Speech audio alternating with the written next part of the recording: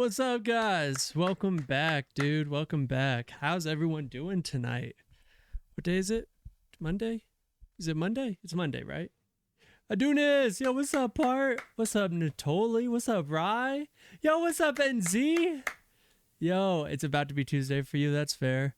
How's everybody doing, man? Look at this floofy boy right here, bro. Do you see this guy? Do you see this little floof right here? How's your day been, man? How's everybody's day? I just got back from work. Floofy boy, Taco Tuesday. Oh, dude, bro, I'd fucking kill for some tacos right now, bro. Don't even play right now. Don't even play. I hope everybody's doing good, man.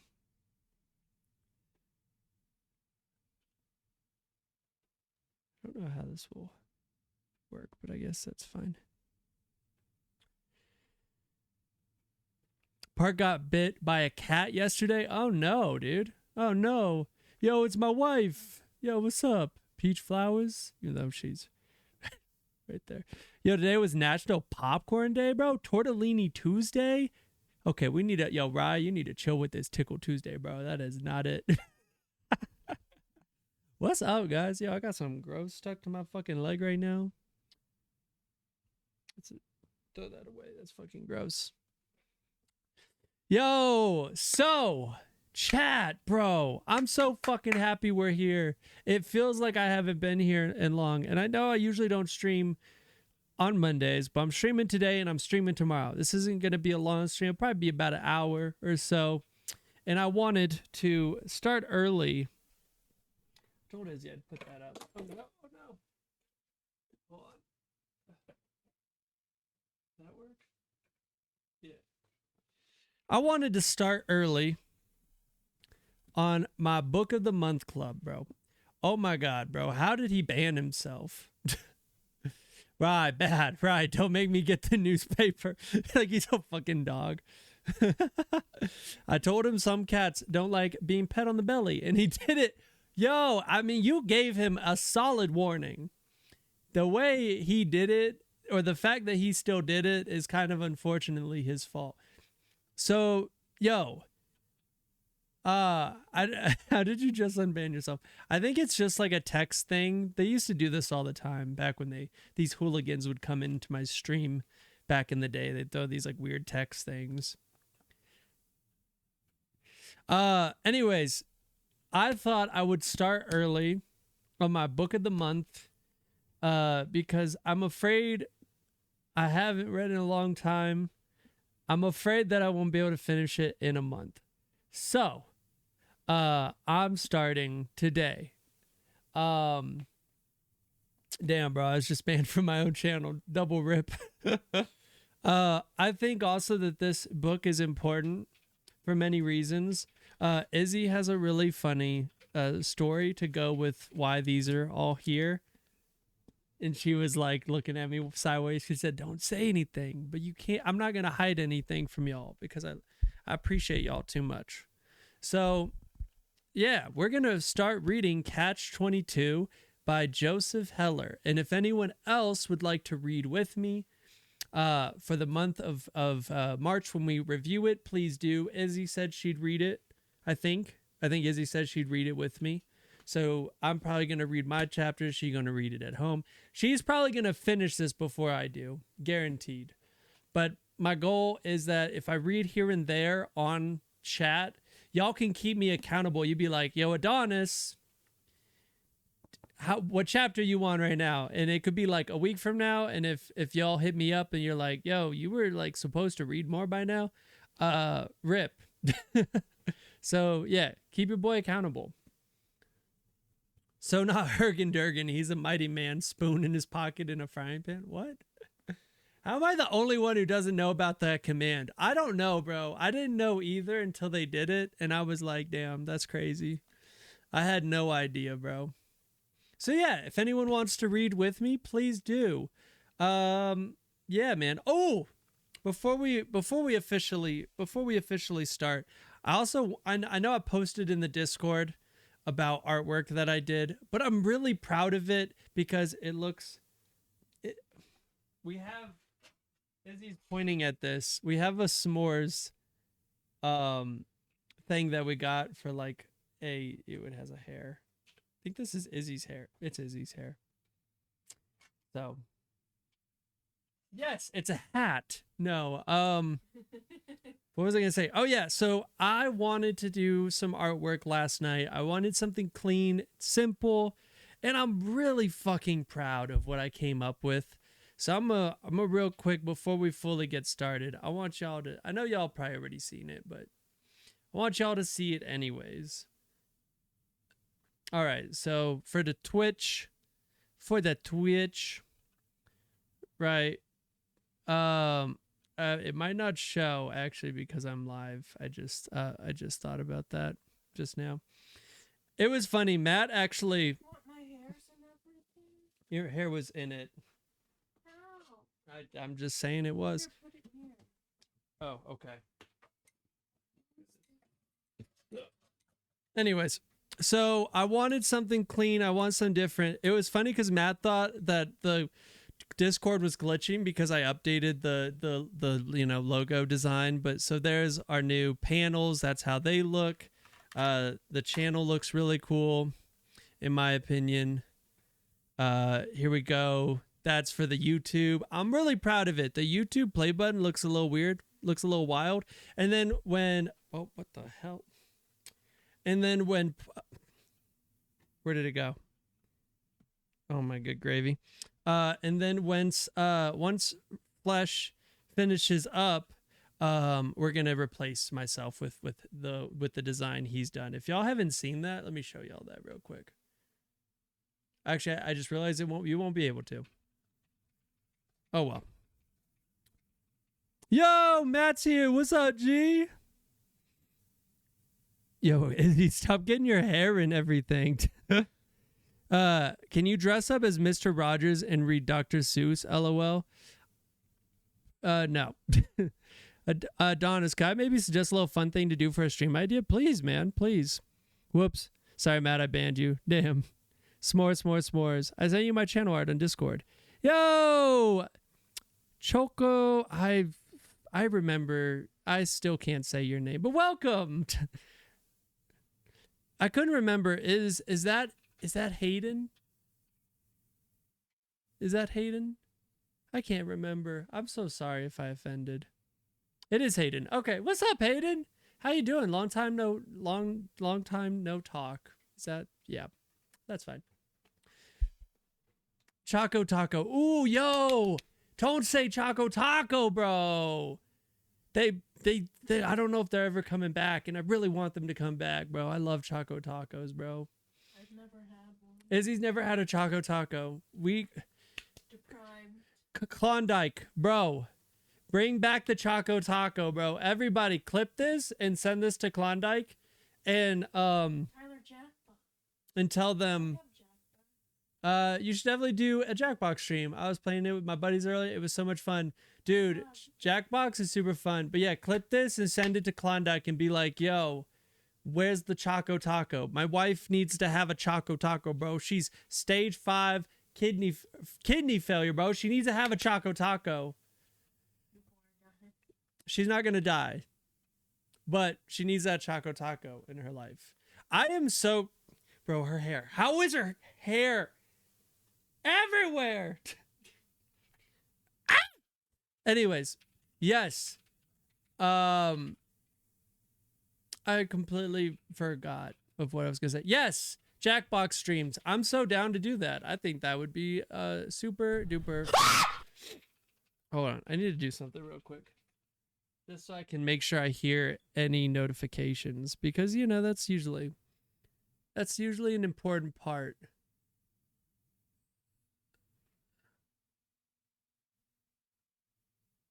Hold on. I was hearing like 20 versions of myself. And I was scared. I was very Hergen. You know? Very Hergen. Leaving my DNA for the future. Yo, what up, Gimpy? Izzy, we might be thinking for you to brush your hair. It's getting everywhere. True. It would be rad if we played GTA, dude. I love GTA. I have GTA Wait. Oh no. Do I have GTA? I'm supposed to have GTA, but the Rockstar launcher is whack. I wonder if I hold on. Did I ever actually?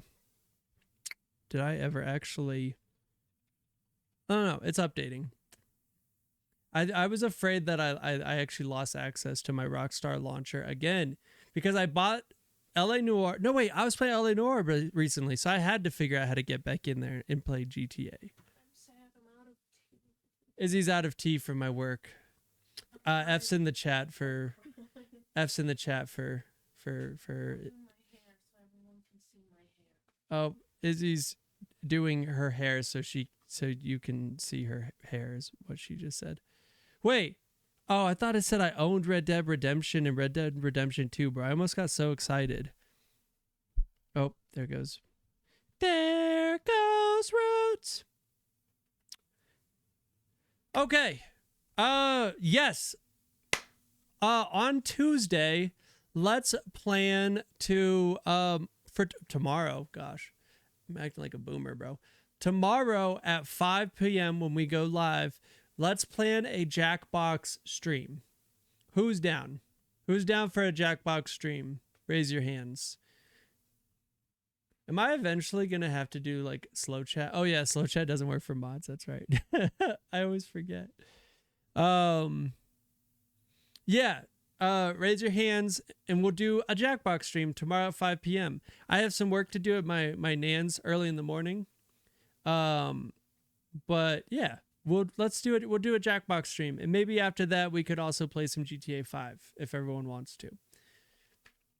Hell yeah! Raising hands, let's go, baby. All right.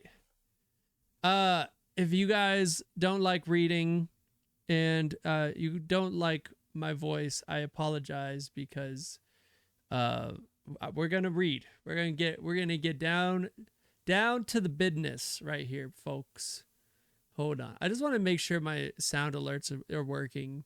Could someone send like a sound alert? It could be a free one. It doesn't have to be one used with bits. I just want to make sure it's working or that I can hear them in case there's like alerts happening. Damn, bro. Rye, you're a beaner, bro. That's crazy. Hello there, sir. Yay. Cool. Okay, good. I can hear everything. I want to make sure. Yo. Wait. Why is that alert box so small? Hold on. Could someone send another? I need to fix that. That is not it, bro. It was so tiny, bro. So I can adjust it. I appreciate y'all. Let's see if that one worked. But yeah, if anyone is going to read Catch-22 with me, whether they have the book, whether they read it on like a PDF or, audiobooks, raise your hands. Let's empower ourselves. Hell yeah, bro. Rise got his hand up. Let's go.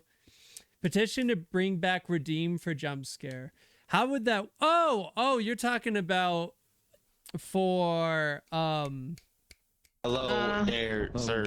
It's so tiny still. Hold on. Why is it? Wait, so that's not it? Hello there, sir. Is it this one? Oh, it's in nested alerts? Hello there, sir. Oh, that's why. There we go. All right, perfect. Thank you, guys. Thank you. I was so confused. What is this one? Twitch alerts? Oh, that must be for like follows. Ooh, that one might be like too big now. I might make that one smaller. Okay. That's for like follows and subs. Also, can I get I don't want to be one of those streamers, but I heard that it's like good to talk about, but like you guys think we could reach 10 subs by the end of February? Nay or yay? Oh my god, yo, it's Izzy. She's so pretty. You want to come in? You? Huh? You have to warn them. All right, be prepared. Izzy's coming onto the screen. How do I come in? You can just come in. I got that wide angle lens, brother. Oh, she's wearing. There's Izzy, bro. Oh, yo, can we get hands raised that if we should bring back one day of the week of streaming where Izzy is on the stream? What's wrong with it? It all fell out. Oh, I'm not no. gonna shave it though, I promise. See, I would gift them to you, but it's way too expensive. It's okay if nobody can do subs to the channel, that's totally fine. I was just so like Twitch has like this like creator boot camp, and it's like make sure to like set goals and tell your viewers like, hey, can we get to these things? So I'm just following like what Twitch says. I was told it's good to like draw engagement, so that's why I'm saying it. This chapter's called Naked Old Man. This one's called Naked Old Man. Oh, He looked. Nate he Lee's looked at it. Nate Lee's old He man. looked. Chelsea. You can't see my face. I'm like the fucking. Don't look at this. What Don't is it called? don't look at that. That looks so bad. What are they? From the Peanuts? The adults are no. It's Peanut not, Gallery? No, it's not from them. Womp Is womp it? womp womp. But they don't show their face. It's just, or is that in That's- Dexter's lab? That's not Dexter's Lap. That's Miss Bellum from Powerpuff Girls. Yes. And the But basketball guy in I Proud thought Family. Someone. Right farted. Hell yeah, brother. Wait, can I do that? I'm not good at this. What are we doing? Crushing your face. Oh. I don't think Pinching it's your face. I don't think it's doing it. It's not gonna. I have bad. Here, you should make s'mores for everybody. Izzy makes s'mores. I gotta start reading, bro. You gotta start reading. You haven't said that since probably middle school. I never told, hey guys, let's all read. No, I probably Hey, didn't. everybody, no games today. Hey everybody, no Take games out your today. books Take out your books, and clear out class. your desk. Bro, I feel bad. I just took like Indy's like phrase, bro, like classes in session. We're not stealing from the man, Indy. Hayden's gonna throw my fish at someone. I'll throw your fish at Rye. Hell yeah. All right, class. No. Not class. Class. Because then we're stealing Indy's drip, and I don't want to do that. All right, inmates. All right, inmates. We're gonna. All right, inmates. Are you gonna play Skate 4? I'm down. I don't have Skate 4, but if anyone wants to buy it for your boy, I'll play it. All right. We're gonna read this part right here. We're just gonna read this part and only this part, okay? There was only one catch, and that was Catch-22. The island of Pianosa lies in the Mediterranean Sea. Also, if anyone wants to correct your boy, Am I reading that'd something? be hilarious. Am I reading anything at all today? No. You're reading this while I'm not reading this. If that makes sense. Is that tonight? I'm not reading a page or anything. You don't have to. You could take this to dialysis and finish it. Like, insta ban for Rye. Oh no. I can read. Boo! This movie sucks. If you want me to read a page, I will. Okay, good to know. Can everybody hear me? All right. Mediterranean Sea, 8 miles south of Elba. Not Idris Elba. Idris Elba. Not Idris Elba. Yo, your mic muted? Damn, that's crazy. I sound like a reader. Oh, hell yeah, brother. It is very small and obviously could not accommodate all of the actions described. Like the setting of this novel, the characters Hello too are there, fictions. sir. All right. Preface to the special edition of Catch-22. Bro, we got the special edition, motherfucking inmates, bro. We got the special edition. Who out there got the special edition, huh? His name is Bob. What do you call a house missing 20? Oh, my God. She really did the oof. All right. In 1961, the New York Times was a newspaper with 8 columns And November 11th of that year, one day after the official publication date of Catch-22, the page with the book review carried an unusual advertisement that ran from top to bottom and was 5 columns wide. To the eye, the effect was stupendous. The book review that day of a work by somebody else was squeezed aside to the fold of the page, as were the crossword puzzle and all else. The ad had this caption, "What's the catch?" And displayed at the top in silhouette was the comic cartoon of a uniformed figure in flight, glancing off to the side at some unspecified danger with an expression of panic. It was an announcement ad for Catch-22. Interwoven with the text were mentions of praise from 21 individuals and groups of some public standing, most connected to literature and the publishing world, who had received the novel before publication and had already reviewed it or commented about it favorably. Within days after publication, there was a review in The Nation by Nelson Algren, a client of my own literary agent who had urged him to read it. I'm not going to worry about if I don't get names right. I feel like that's okay.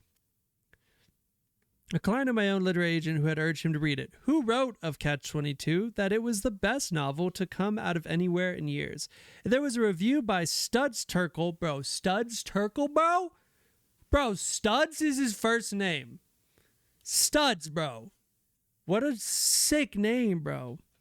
In a Chicago daily newspaper that recommended it about as highly. So much attention to the work at publication was in large part the result of the industrious zeal and appreciation of my literary agent, Candida Donadio? Bro, who are these people? Bro! How are they? Bro. Candida. Bro. Candida. And my editor, Robert Gottlieb. First of all, you're going to hit me with names like Studs and Candida and then some generic ass Robert, bro? That's crazy. And I embrace the opportunity afforded now to dedicate this new edition to both of them. As colleagues and allies of talents that were of immeasurable value, the work was not reviewed in the Times that day. However, it was reviewed in the Herald Tribune by Maurice Dolbier, and Mr. Dolbier said of it, a wild, moving, shocking, hilarious, raging, exhilarating giant roller coaster of a book. That the reviewer for the Herald Tribune came to review at all this war novel by someone unknown was almost entirely the product of coincidence. S.J. Perelman, much better known and the subject of an interview. I can't turn the page. All right, was that? I think I overdid it. Did I? Wait, no. Of an interview by Mr. Dolbier was publishing his own book at just about that time. His publisher was Simon & Schuster, mine too, and the editor in charge of his work there was also the same, Bob Gottlieb. I don't know how to say this name, bro. I'm going to be real honest. In answer to a question put to him by Dolbier about his own reading, Mr. Perelman replied that he was very much engrossed in a novel pressed upon him by his editor, a novel called Catch-22. Returning to his office, Mr. Dolbier later confessed to me he found the book already in the pile with others he had decided he would not have time to study its prospects to write about. Had it not been for Gottlieb, there would have been no Perelman, and had it not been for Perelman, there would have been no review by Dolbier. What? Is it the chat? Or are you? Oh my god, bro. Bro, in Fortnite, she has Godzilla wearing cat slippers. Check bet. Subscribed and followed. Damn, bro, that's sick, brother. Oh, a streetcar named Desire? Here's a book I find fascinating, also very historical for the stream. I think you and the community would definitely enjoy it a lot. Bro, you should post it in the book club. Tennessee Williams. I would love to read that. Bro, I'll look for it at my local bookstore. Hell yeah. Hold on. Oh my gosh. There's so many things. Hold on. Let's see. And had it not been for Daubier, there might not have been the Times. 2 weeks afterward, and probably only because of Mr. Daubier, the book was described with approbation.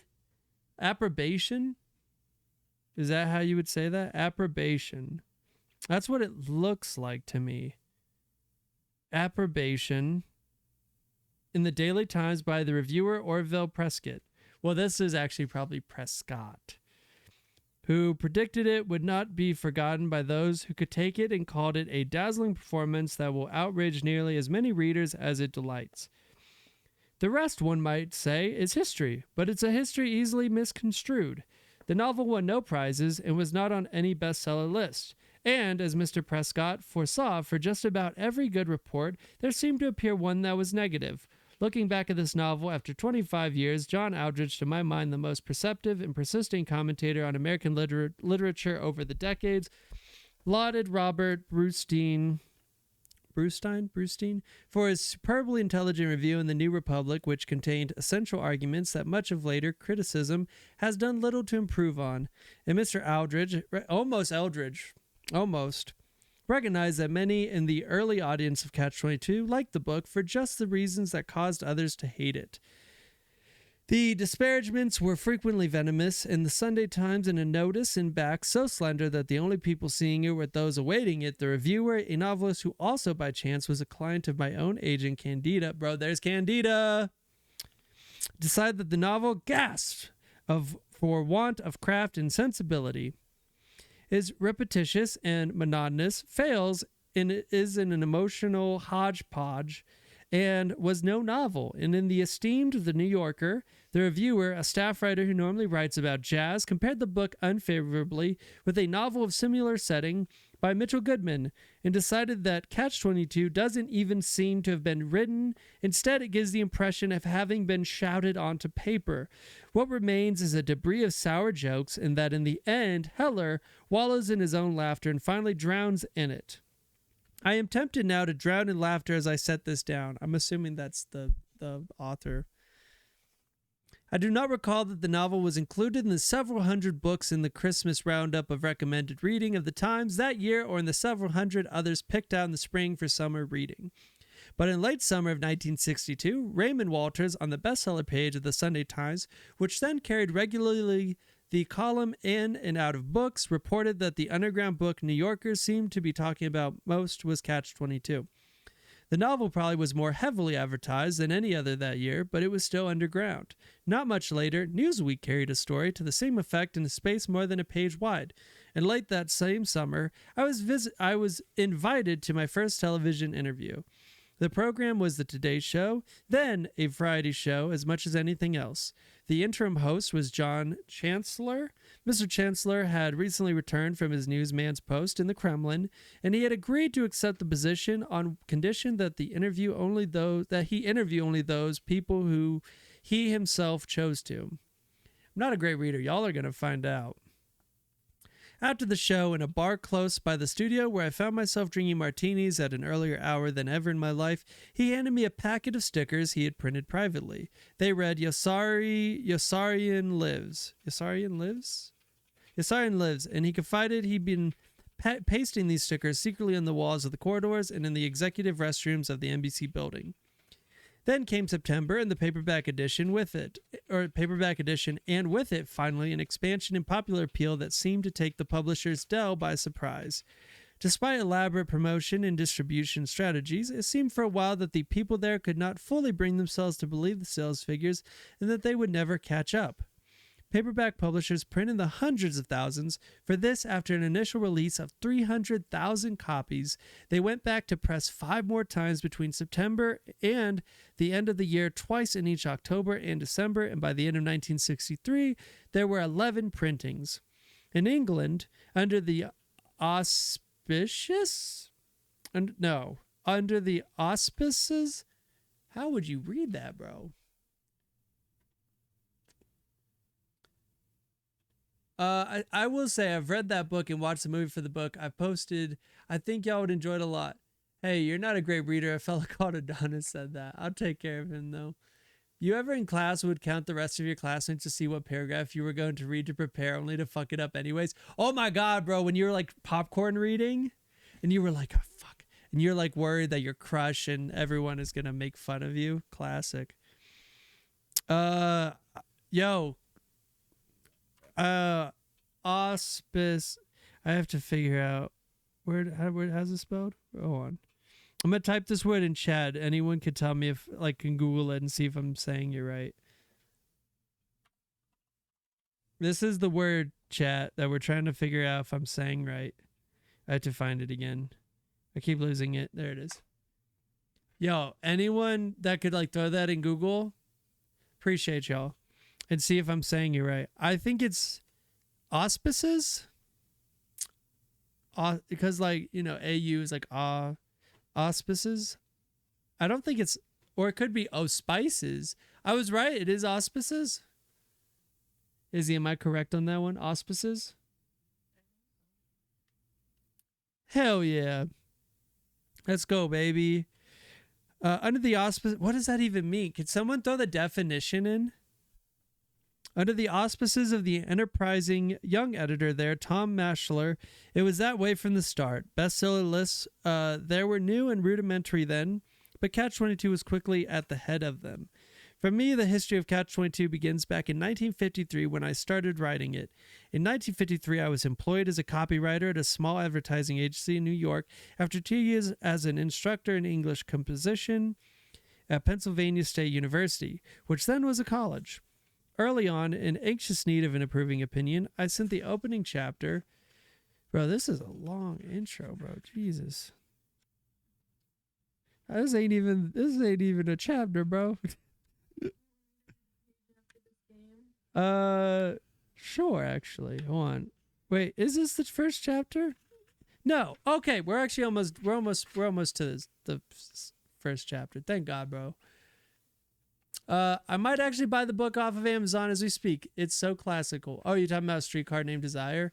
Tennessee Williams. A divine or prophetic token. Oh, sweet. Thank you, Rye. A divine and prophetic token. Right on. Hold on. I'm gonna set a color mood in here also, so we know when we're reading. You know, I usually do like purple for when we're gaming. Let's do like what color should reading be? Red? Well, no, purple is gaming. Blue? So that's red, but you can't really tell because my computer's purple. Izzy said blue? Should we do blue? Ooh, yo. What if, hold on. I'm thinking. What are the French colors? Oh, dude, we rocking red and blue, bro. We out here. The French flag. French flag, bro. A deep blue. Nice. All right, our next book of the month will be A Streetcar Named Desire. Hell yeah. Ooh, what if we did like a breathing color? That's red though. Can that not be red? Is breathing only opposed to red? Hold on. Oh, there we go. I see. You could do like a gradient. Where's the gradient? That's not a gradient. Green for reading. Do green in the room. All green. Oh, you just said blue. Great, now it's purple again. Hold on. What's Starry Night?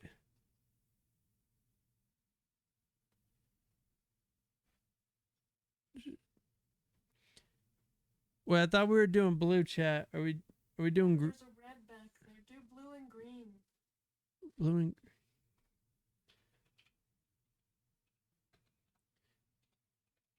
how does that look? I like that. Do that one. Huh? Do the red one green. No, the lamp. This one? The other lamp that's red. Oh, The red one. make it green? Yeah. Okay. Blue and green. Okay. Learning colors. Learning colors are blue and green. Hold on, I'm gonna turn this light above us off. Yeah.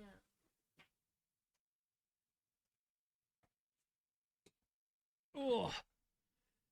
All right. So, you know, people, find these videos on YouTube. They know which ones are gaming and which ones are reading.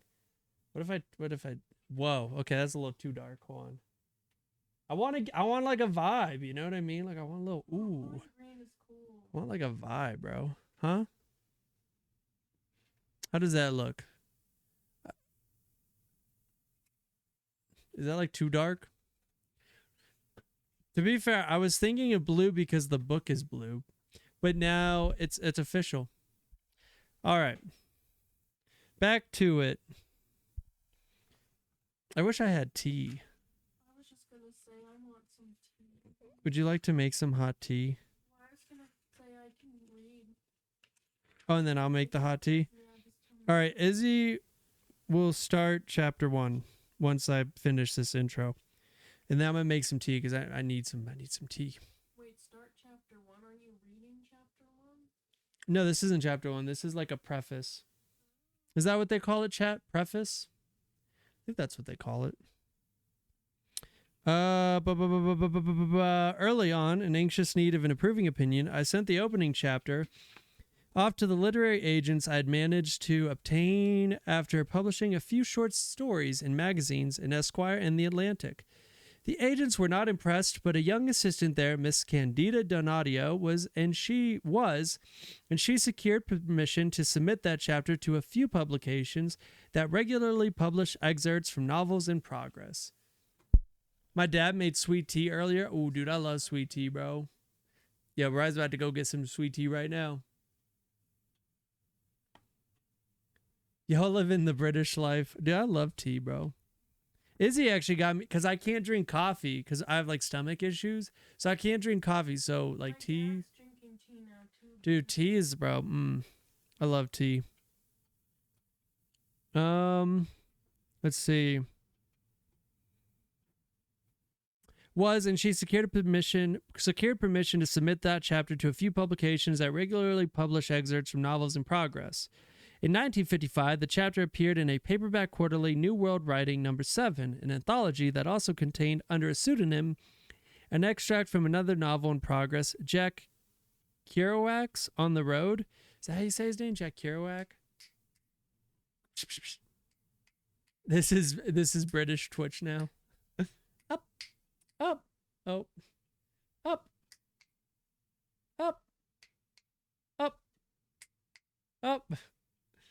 Up. Okay. Oh, look at that sweet boy. Look at that sweet boy. Oh my God, he's so handsome. He's a handsome boy. Yes, he is. He's just a little lover. Bro, Izzy has the meanest nickname for him, bro. Only when he's bad.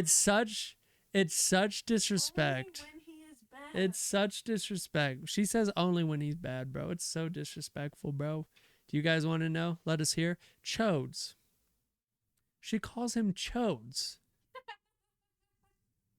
You hear her laughing, bro? You're not a Chodes. You're not a Chodes, no. No. It's when he's being bad. He's... Bro, Natoya said that's so disrespectful, bro, right? Bean is a chode. Bean's a Chodes. I love Bean, but Beanie weenie. Beanie Weenie's a Chodes, bro. No contest. Call her Beanie weenie when she's bad. The green is making me think of Beetlejuice for some reason, bro. Let's see. Jack Kerouac, I think, is that name. I feel like I've heard Jack Kerouac's name before. Jack Kerouac's On the Road Again. He wrote a book on the road. There came complimentary letters of interest from a few editors at established book publishers, and I was encouraged to continue with the work I now saw realistically was going to take me a good many years longer than I had at first had guessed. In 1957, when I had about 270 pages in TypeScript, I was employed at Time magazine writing advertising sales presentations by day when not furtively putting thoughts down on paper for my work on the novel at home that evening. And CandidaDonDada was establishing herself as a preeminent agent in her own right, with a list of American authors as clients as impressive as any. We agreed it made sense to submit the partial manuscript to some publishers, mainly to obtain a practical idea of the potential for publication of this novel we both thought so much of. She was drawn toward a new young editor she knew of at Simon & Schuster, what she thought might prove more receptive to innovation than most. His name was Robert Gottlieb, and she was right. Yo, our man Robert, he back, yo. He back. I might fall asleep to him reading, honestly, if I don't type good night. Oh, if you do fall asleep, good night, but hopefully you don't. Unless you need to. Boy, it's probably a little late for you, G. Oh, he went up. Oh, okay. Sir, this is a Wendy's. I have one more win and then I will. Oh. Sir, this is a Wendy's. Chodes. Chodes is on it. Oh, you called him. I don't know why. Sir, okay, he's just... Going ahead. We're going to give him a moment. We're just going to give him a brief moment as he collects himself up on my computer. Don't want to get demonetized or anything. I got work tomorrow, but yeah, at least I'll be there. I am off, but I have to go do work at my nan. So, oh, funny story. If you're wondering about the glasses, I lost my glasses. So, okay, he's done. I lost my glasses a couple nights ago, and I have two other pairs of glasses. I have these pair and another pair. The other pair are too small for me, so I'm wearing these ones. These are the new Adonis frames for 2025. Hell yeah, brother. Where was I? His name was Robert Gottlieb, and she was right. While Gottlieb busied himself with those pages, I, with a 4-week summer vacation from Bountiful Time magazine, began rewriting them. Gottlieb and I met for lunch, mainly for him to gauge my temperament and ascertain how amenable? I'm gonna get non-prescription ones for like reading just for shits and giggles. Makes you look a little smarter, you know? That's what I've heard. I have no choice because I'm blind. Izzy's more blind than me though. Called out. Boom, roasted. If anyone gets that reference, bro, you a real one. Where was I? Oh yeah, ascertain how amenable. I'm pretty sure that's amenable. Hold on. Amenable. I spelled it wrong. Great. Amenable. I need my fact checkers to ensure I'm saying this right. Amenable. I think it's amenable. If anyone also can tell me what the definition is, I appreciate it. Gauge my temperament and ascertain how amenable I would be as an author to work with. After I listened to him allude with tact to certain... You spelled it wrong. Yes, I spelled it wrong the first time, bro. Amenable. Allude with tact to certain broad suggestions he thought he eventually might be compelled to make. I handed him... What? Watching Godzilla shake his hips is kind of funny. Oh, is it like one of the emotes? One of the hands. Yo, there's my man. Yo, thank you, Rye. Open and responsive to suggestion, easily persuaded or controlled. Ooh, so that's like probably not great. My game ended. Oof. Began rewriting them. So I'm assuming that's like not a great thing, but I guess that's what he's right because he met with him mainly for him to gauge my temperament and ascertain how amenable I would be as an author to work with. Oh, okay. So I guess I mean, I guess it's not entirely like great because like it's saying like wants to see if he can be easily persuaded or controlled based on his writings, which I'm sure publishers probably are like, hey, you can't include that. I don't know though. I've never wrote a book. I tried. I started writing a book a few years ago. Maybe I'll like read it on the stream eventually. I don't have like, it's not a full book at all. It's like maybe 2 or 3, maybe 4 chapters. I wouldn't say it's really like a book though. I would say it's more of an opus, like a magnum opus. It doesn't really have, it's like I wouldn't say it's like, it's not like of physiological excerpts or anything. It was just like stuff that was coming to my mind. But if y'all want me to read that eventually on stream, like I said, it's like 3 or 4, maybe 5 chapters. I can try to find it and pull it up. I think it's on my hard drive. It's called Soul Therapy. Let's see. Amenable I'd be as an author to work with. After I listened to him allude with tact to certain broad suggestions he thought he eventually might be compelled to make, I handed him my new pages with the boastful response that I believed I had already taken care of nearly all of them. He surprised me with concern that I might take exception to working with someone so young. He was 26, I think, and I was 34. Oh, shit. So he's like 1 year younger than me.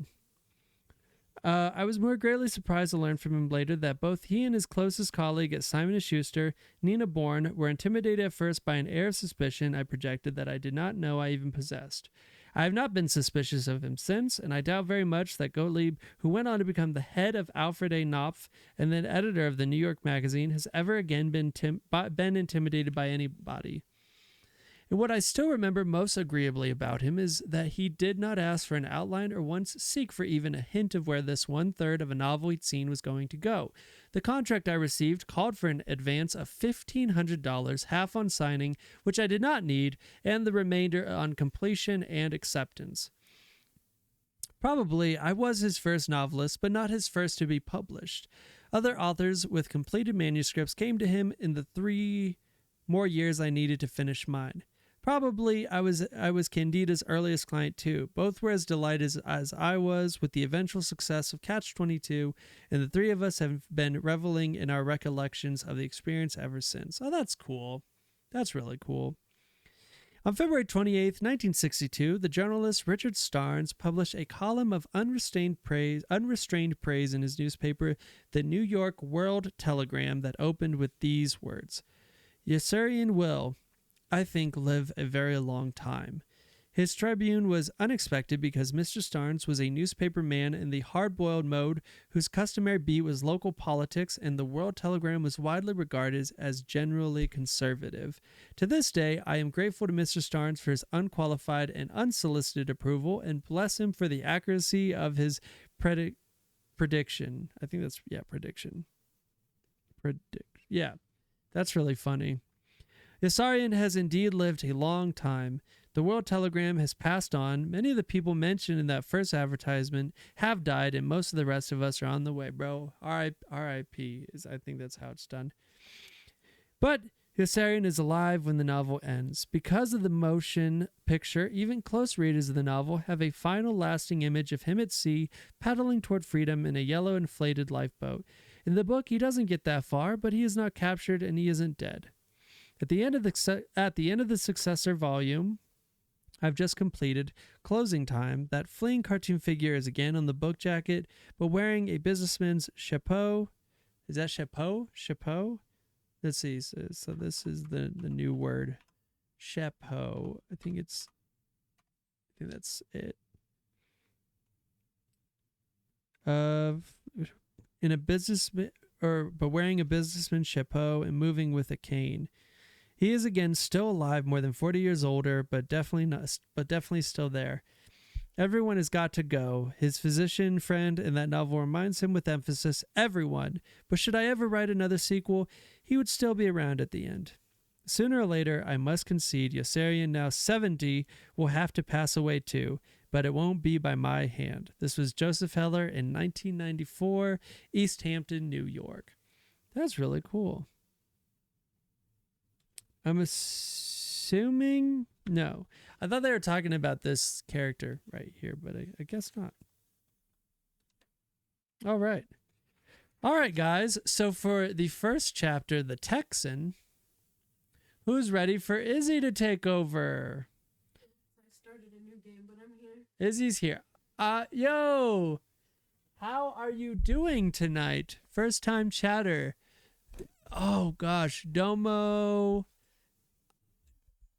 Love this. Oh, I appreciate you. I'm trying really hard to say your Dominant Domo. Thank you, bro. I'm always trying to look at like different things. Welcome, Dominant Domo. Hopefully that's your name. I was right. Yay! Well, happy you're here. Welcome. I need tea, and I am going to hand off the first chapter of The Texan to my wife Isabella, also known as Peach Flowers in the chat. So everybody, please give her a warm welcome and love. I feel like I'm announcing to her. Little pad that does the clapping. Oh, I don't have. Oh, so I have it, but because I'm using effects in OBS, it becomes really weird. Here, I'll show everyone.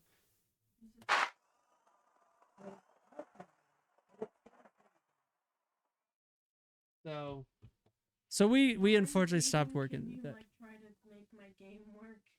I'm gonna go get some tea. Everybody, welcome, or please welcome, Peach Flowers, Isabella. Well, you should probably get up first. I should probably get up first. Do you want the headphones? I'll probably Yeah, in case. Yeah. All right. The Texan. Tea break. I'm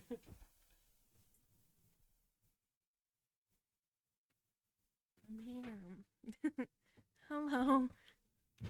Oh, I got him. I know how to grab headphones. What the hell?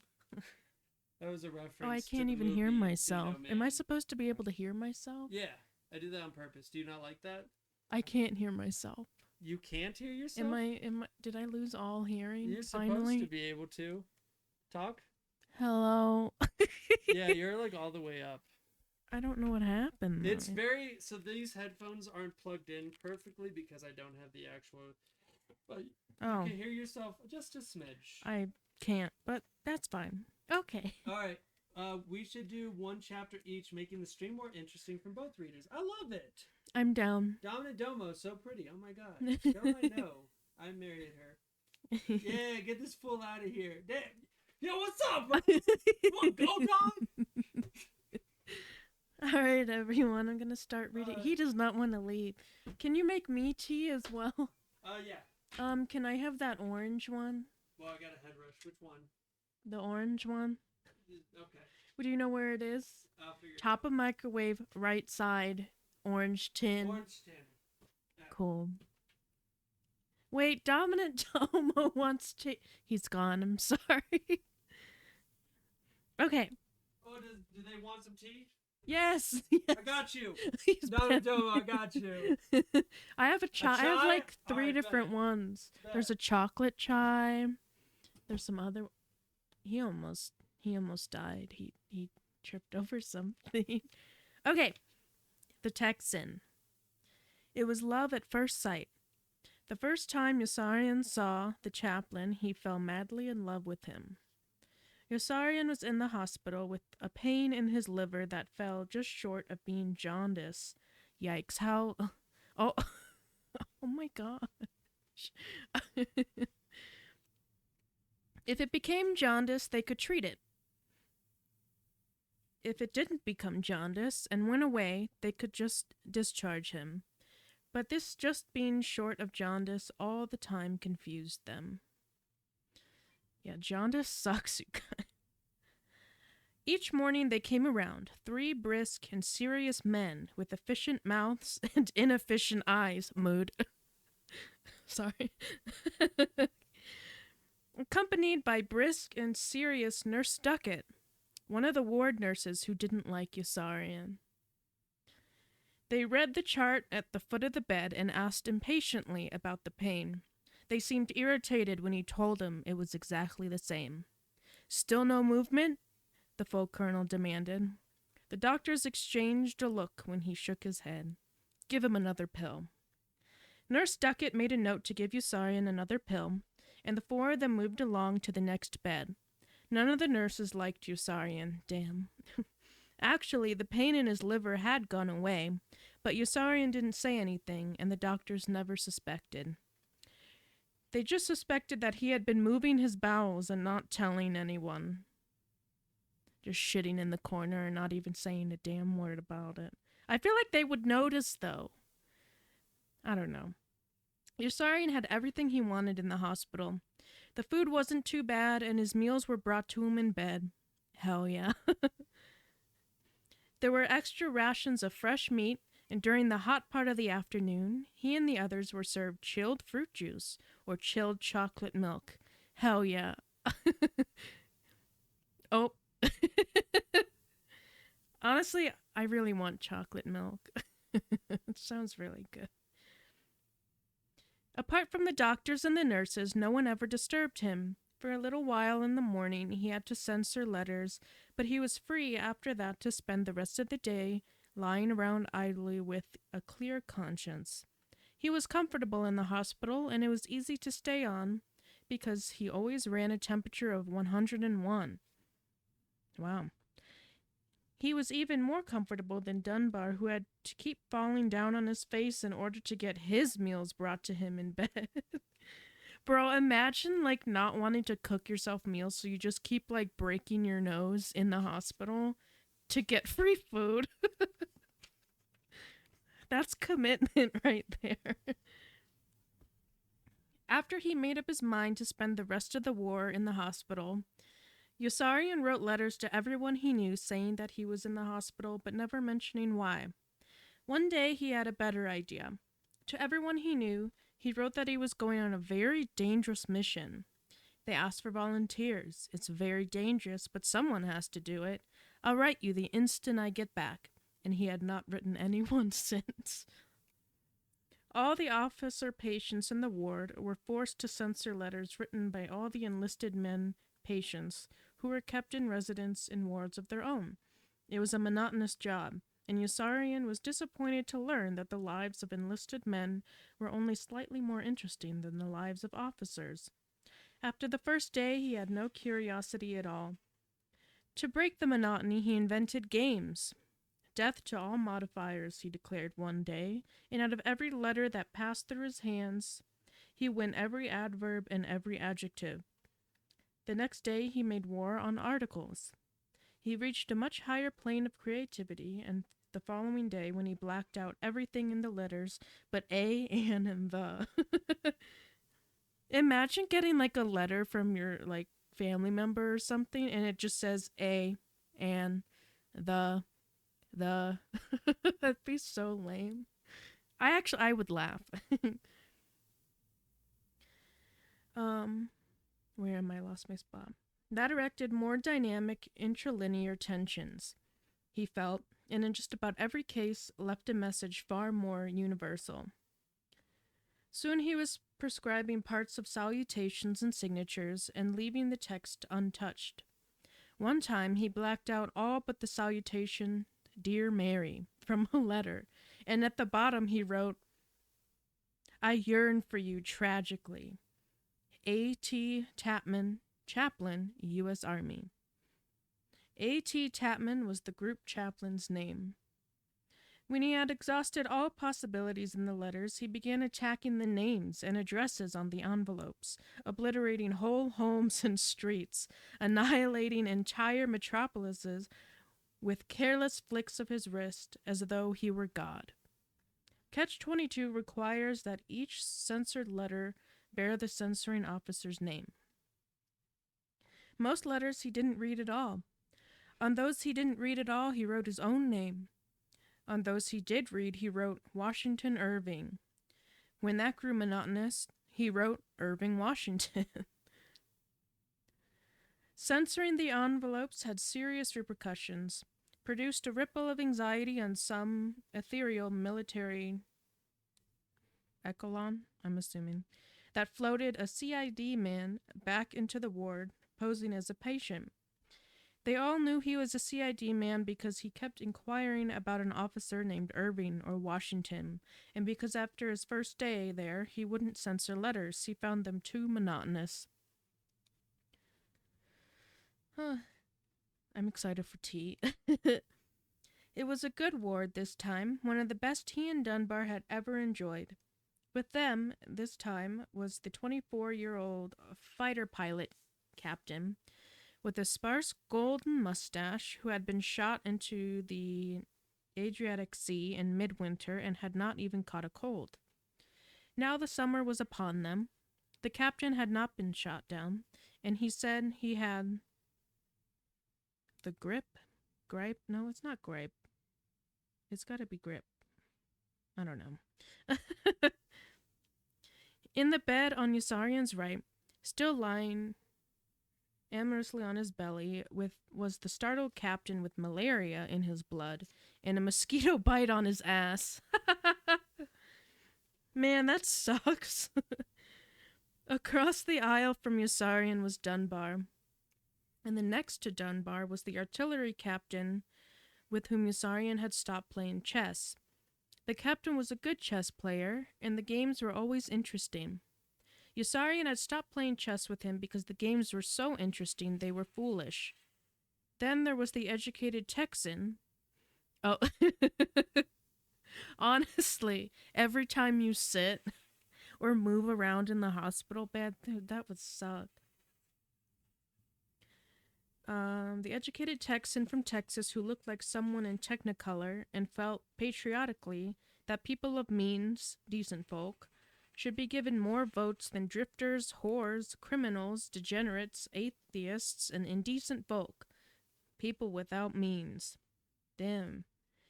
Yossarian was unspringing rhythms in the letters the day they brought the Texan in. It was another quiet, hot, untroubled day. The heat pressed heavily on the roof, stifling sound.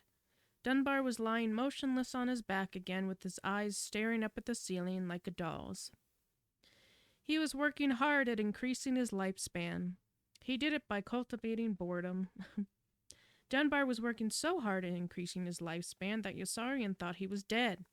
They put the Texan in a bed in the middle of the ward, and it wasn't long before he donated his views. Oh. Rhodes is leaving. Nope, he's just gonna sit there, I guess. Maybe he'll look at the camera. Look. Oh my gosh! That was so cute. So cute that I lost my spot. Uh-oh. Hold on. Oh, here we go. Wait, no. Here it is. Okay, I found my spot again. Dunbar sat up like a shot. That's it, he cried excitedly. There was something missing. All the time I knew there was something missing, and now I know what it is. He banged his fist down into his palm. No patriotism, he declared. You're right, Yossarian shouted back. You're right, you're right, you're right. The hot dog, the Brooklyn Dodgers, Mom's apple pie. Oh, what? Did you make the orange one? No, I couldn't figure it out. So I got honey, vanilla. Is it the chamomile? Chamomile. Okay. That's what everyone's fighting for. But who's fighting for the decent folk? Wow. Who's fighting for more votes for the decent folk? There's no patriotism, that's what it is. And no matriotism either. The warrant officer on Yossarian's left was unimpressed. Who gives a shit, he asked tiredly, and turned over on his side to go to sleep. Oh, yay! You got a follow. Thank you. Thank you. He's currently, I was playing Fortnite and there was the ballistic ranked. What am I, platinum? I don't know what I am. But anyways, I'm reading. Oh, he's trying to figure out the microphone for the game, I guess. I don't know. Anyways, so I decided to read Don't mind because Huh? Don't mind me. Okay. But yeah, so he's gonna try to pick up my game and get me to level up so I can get more Godzilla stuff with slippers.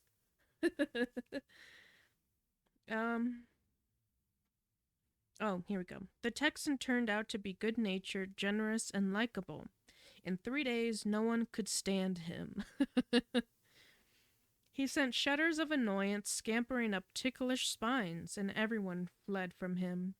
Everybody but the soldier in white, who had no choice. The soldier in white was encased from head to toe in plaster and gauze. He had 2 useless legs and 2 useless arms. He had been smuggled into the ward during the night, and the men had no idea he was among them until they awoke in the morning and saw the 2 strange legs hoisted from the hips, the 2 strange arms anchored up perpendicularly. That's a fun word. All 4 limbs pinioned strangely in the air by lead weights suspended darkly above him that never moved. I lost my spot again because I glanced. Sewn into the bandages over the insides of both elbows were zippered lips through which he was fed clear fluid from a clear jar. A silent zinc pipe rose from the cement on his groin and was coupled to a slim rubber hose that carried waste from his kidneys and dripped it efficiently into a clear stopper jar on the floor. When the jar on the floor was full, the jar feeding his elbow was... Are they eating? They're eating the marshmallows! Oh, yes. He's on... Wait, you commented? Yeah, we swapped spots. I guess. So basically this dude, like, unwillingly just... He's attached to a tube. He pisses in a jar. That's what, they're telling me. When the jar on the floor was full, the jar feeding his elbow was empty, and the two were simply switched quickly so that stuff could drip back into them. All they ever really saw of the soldier in white was a frayed black hole over his mouth. The soldier in white had been filed next to the Texan, and the Texan sat sideways on his own bed and talked to him throughout the morning, afternoon, and evening in a pleasant, sympathetic drawl. The Texan never minded that he got no reply. I can't imagine this guy is just like head to toe wrapped in bandages, right? Can't speak, can't eat normal food, and he has to sit and listen to this Texan all day. Imagine, like, in his head he's like, please be quiet, please. Temperatures were taken twice a day in the ward. Early each morning and late each afternoon, Nurse Kramer entered with a jar full of thermometers and worked her way up on one side of the ward and down the other, distributing a thermometer to each patient. She managed the soldier in white by inserting a thermometer into the hole over his mouth and leaving it balanced there on the lower rim.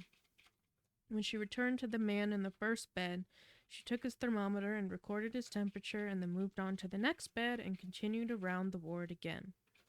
One afternoon, she had completed her first circuit of the ward and came a second time to the soldier in white. She read his temperature and discovered that he was dead. Man, that sucks. I was starting to like the guy, and then he ended up dying, man. What are you doing on my Fortnite? Stop trying to buy stuff.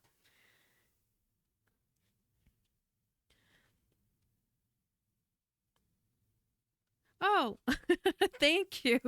Hey, I got a gift.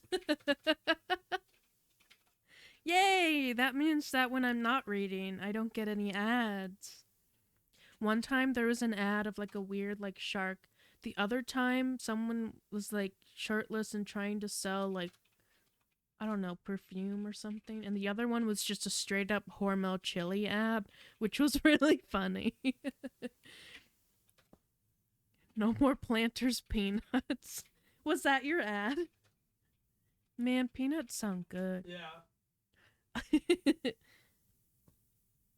Hell yeah. I lost my spot. Oh, here we go. Murderer, Dunbar said quietly. Oh, wait, never mind. I yelled it. He said, murderer. That's how he said it. I was there. I was the syringe on the table. The Texan looked up at him with an uncertain grin. Killer, Yossarian said. What are you talking about? The Texan asked nervously. You murdered him, said Dunbar. You killed him, said Yossarian. The Texan shrank back. You fellas are crazy. I didn't even touch him. You murdered him, said Dunbar. I heard you killed him, said Yossarian. Oh, there's a word that I'm not gonna say. It's a bad word that I don't say. You killed him because he was a blank, Dunbar said. You fellas are crazy, the Texan cried. They don't allow blanks in here. They got a special place for blanks. Just think of what word, but I'm not saying it. Okay, you'll know exactly what it is. Look how pasty white I am. There's your answer. I kind of figured. Yeah, I knew I'm not spelling it I out knew it. on here, bro. Bro, that was like when in high school when we had to read To Catch a. Is it? No, what was it? The Mockingbird. To Kill a Oh, Mockingbird. yeah, And it's you in had, there. bro.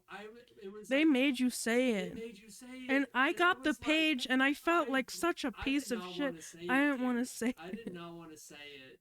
It was so crazy. Oh, no fun. I'm not, bro.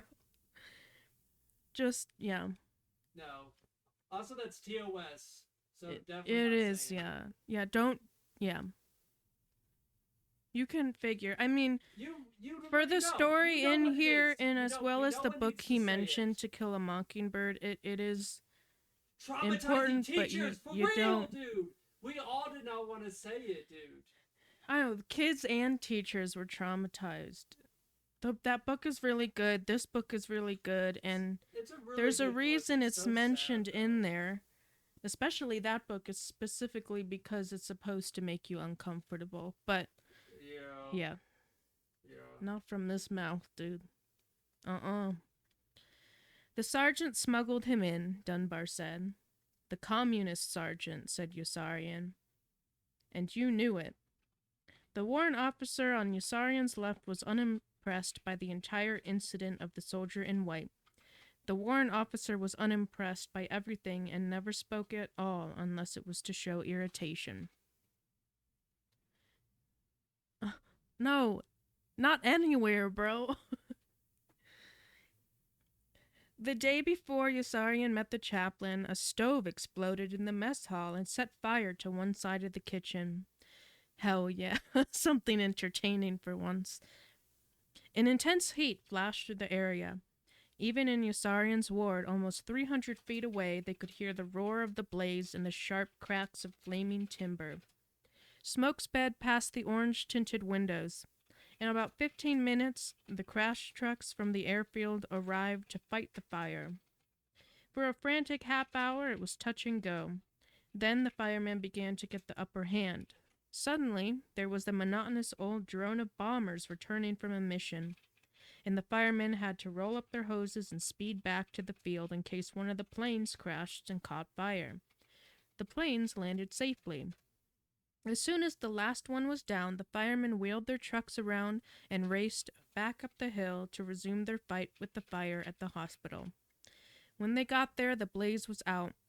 It had died of its own accord, expired completely without even an ember to be watered down. And there was nothing for the disappointed firemen to do but drink tepid coffee and hang around trying to screw the nurses. Damn. The chaplain arrived the day after the fire. Yossarian was busy Ooh, I haven't seen that word. Expurgating? Expurgating. All but romance words from the letters when the chaplain sat down in a chair between the beds and asked him how he was feeling. He had placed himself a bit to one side, and the captain's bars on the tab of his shirt collar were all the insignia Yossarian could see. Yossarian had no idea who he was and just took it for granted that he was either another doctor or another madman. Oh, pretty good, he answered.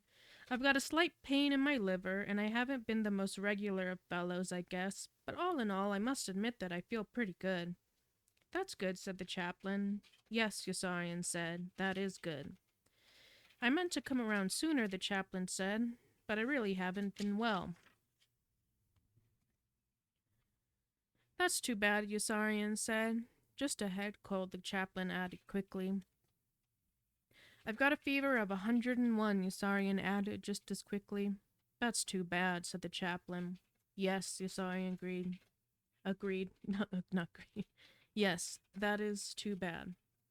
The chaplain fidgeted. Is there anything I can do for you? He asked after a while. No, Yossarian sighed. The doctors are doing all that's humanly possible, I suppose. No, the chaplain colored faintly. I didn't mean anything like that. I meant cigarettes or books or toys. Imagine he comes back with like a fucking like toy truck or teddy bear. He's like, "Your liver feeling good yet, bud?" That'd be funny.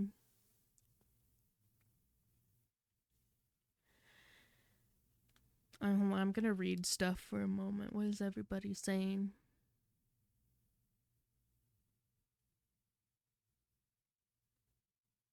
How's the tea? I agree with everyone. Hell yeah. Yeah, it is an important part of the book, but TOS and also just personally. But it is important. It's very important, especially for To Kill a Yeah. Mockingbird. Yeah. But Even if I was reading, I still wouldn't say it. yeah. I lost my spot again. There's a lot of dialogue. It specifically hates speech when it's happening in both ends, and like, fuck that. Oh, that's right. He offered toys. No, Yosarian said, thank you. I have everything I need, I suppose. Everything but good health. Mood. That's too bad. Yes, Yosarian said. That is too bad. The chaplain stirred again. He looked from side to side a few times, then gazed up at the ceiling, then down at the floor. He drew a deep breath. Lieutenant Nately sends his regards, he said. Yosarian was sorry to hear they had a mutual friend. It seemed there was a basis to their conversation after all. You know Lieutenant Nately? He asked regretfully. Yes, I know Lieutenant Nately quite well. He's a bit loony, isn't he? The chaplain's smile was embarrassed. I'm afraid I couldn't say. I don't think I know him that well. You can take my word for it, Yosarian said. He's as goofy as they come. Man, is Lieutenant Nately Adonis? He is pretty goofy. The chaplain waved the next silence heavily, and then shattered it with an abrupt question. You are Captain Yosarian, aren't you? Nately had a bad start. He came from a good family. Please excuse me, the chaplain persisted. I may be committing a very grave error. Are you Captain Yosarian? Yes, Captain Yosarian confessed. I am Captain Yosarian. Take a shot every time they say Captain Yosarian. I swear, if you, you'd pass out probably by, chapter 3. How many chapters does this book contain? Let us see. It should say it in the front. Yeah, like an index. Maybe not. That's fine. I'll go to the back and see if there's something maybe. Well, this says 41. 42. 42 chapters. And we're on chapter 1, I think. I lost my spot again. Hold on. Oh, here we go. Of the 256th Squadron, of the fighting 250, how many? I hate their banter. They just repeat the same thing. They're probably so bored and they don't like each other, maybe. I didn't know there were any other Captain Yosarians. As far as I know, I'm the only Captain Yosarian I know. But that's only as far as I know. I see, the chaplain said unhappily. That's 2 to the fighting 8th power, Yosarian pointed out. If you're thinking of writing a symbolic poem about our squadron. No, mumbled the chaplain. I'm not thinking of writing a symbolic poem about your squadron. I hate him. I hate him. Yosarian straightened sharply when he spied the tiny silver cross on the other side of the chaplain's collar. He was thoroughly astonished, for he had never really talked with a chaplain before.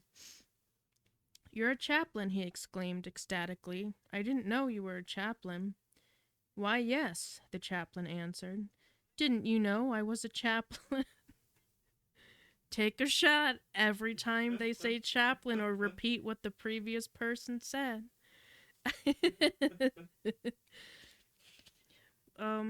Why no. I didn't know you were a chaplain. Yosarian stared at him with a big, fascinated grin. I've never really seen a chaplain before. The chaplain flushed again and gazed down at his hands. He was a slight man of about 32, with tan hair and brown, diffident eyes. His face was narrow and rather pale. An innocent nest of ancient pimple pricks lay in the basin of each cheek. Damn, acne scars? They didn't need to call him out like that. Yosarian wanted to help him. I know, we gotta get some of that, like, cream that removes, like, scars or something. Can I do anything at all to help you with your acne scars? It doesn't say that, sorry. The chaplain asked. Yosarian shook his head, still grinning. No, I'm sorry. I have everything I need, and I'm quite comfortable. In fact, I'm not even sick. That's good. As soon as the chaplain said the words, he was sorry and shoved his knuckles into his mouth with a giggle of alarm. So, like, how much knuckle, though? Like, is he laughing like this? Or did he just shove his whole fist in his mouth to laugh? Tyler, demonstrate. Stifle a giggle. Okay, that's enough. You're scaring everybody. Oh no, I lost my spot again. Damn it. Oh, here we go. There are other men in the group I must visit, he apologized finally. I'll come to see you again. Probably tomorrow. Please do that, Yosarian said. I'll come only if you want me to, the chaplain said, lowering his head shyly. He's like, I'll only come if you want me. If you want me to. I'm sorry, I'm making fun of everybody in this group. I'm sorry. Where is it? I've noticed that I make many of the men uncomfortable. Yosarian glowed with affection. I want you to, he said. You won't make me uncomfortable. Are they flirting? Should we ship them? The chaplain beamed gratefully and then peered down at a slip of paper he had been concealing in his hand all the while. He counted along the beds in the ward, moving his lips, and then centered his attention dubiously on Dunbar. May I inquire? Oh wait, he's whispering, sorry. May I inquire, he whispered softly, if that is Lieutenant Dunbar? Yes, Yosarian. Oh wait, never mind. Yosarian yells it. Yes! Yosarian answered loudly. That is Lieutenant Dunbar. Thank you, the chaplain whispered. Thank you very much. I must visit with him. I must visit with every member of the group who is in the hospital. Even those in other wards? Yosarian asked. Even those in the other wards. Why does he answer like that? I don't like it. I don't like it. Be careful in those other wards, Father, Yosarian warned. That's where they keep the mental cases. They're filled with lunatics. Chat, who'd be in the regular ward? And who would be in the lunatic ward? Let us know. You can tag yourselves, too, if you want. Natalia and I would definitely be in the ward. One flew over the fucking cuckoo's nest. Natalia. In all caps, too. Called it. It isn't necessary to call me father, the chaplain explained. Call me daddy instead. I'm kidding.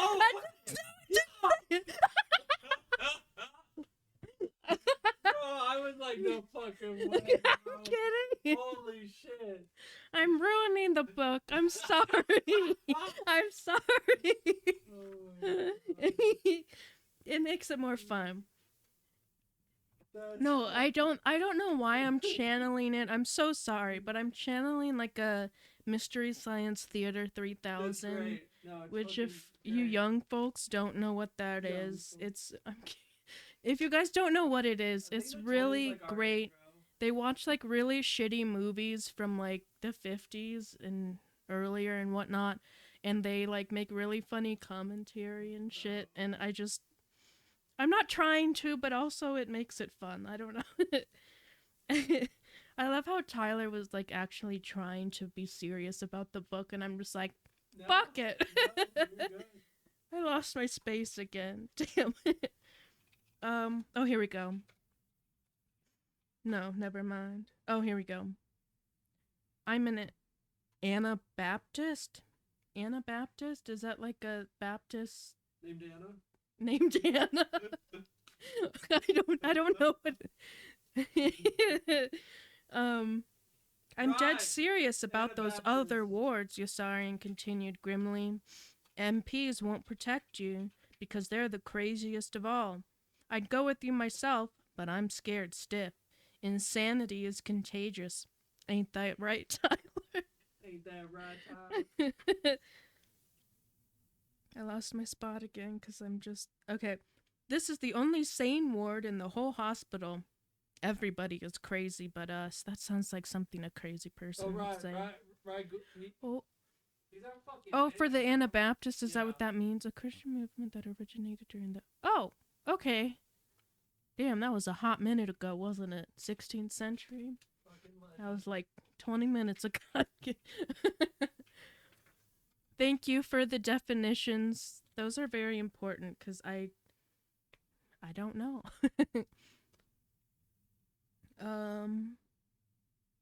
This is probably. Oh, I already read that. The chaplain rose quickly and edged away from Yossarian's bed, and then nodded with a conciliating smile and promised to conduct himself with appropriate caution. And now I must visit with Lieutenant Dunbar, he said. Still he lingered, remorsefully. How is Lieutenant Dunbar? He asked at last. As good as they go, Yossarian assured him. A true prince, one of the finest, least dedicated men in the whole world. I didn't mean that, the chaplain answered, whispering again. Is he very sick? No, he isn't very sick. In fact, he isn't sick at all. That's good, the chaplain sighed with relief. Yes, Yossarian said. That is good. A chaplain, Dunbar said when the chaplain had visited him and gone. Did you see that? A chaplain. Wasn't he sweet, said Yossarian. Maybe they should give him 3 votes. I thought you were going to say give head. What? What? No, that's in like chapter 30. He doesn't know what he's talking about, you guys. Yeah. Who's they? Dunbar demanded suspiciously. In a bed in the small private section at the end of the ward, always working ceaselessly behind the green plyboard partition, was the solemn middle-aged colonel who was visited every day by a gentle, sweet-faced woman with curly ash-blonde hair, who was not a nurse and not a whack. It's WAC.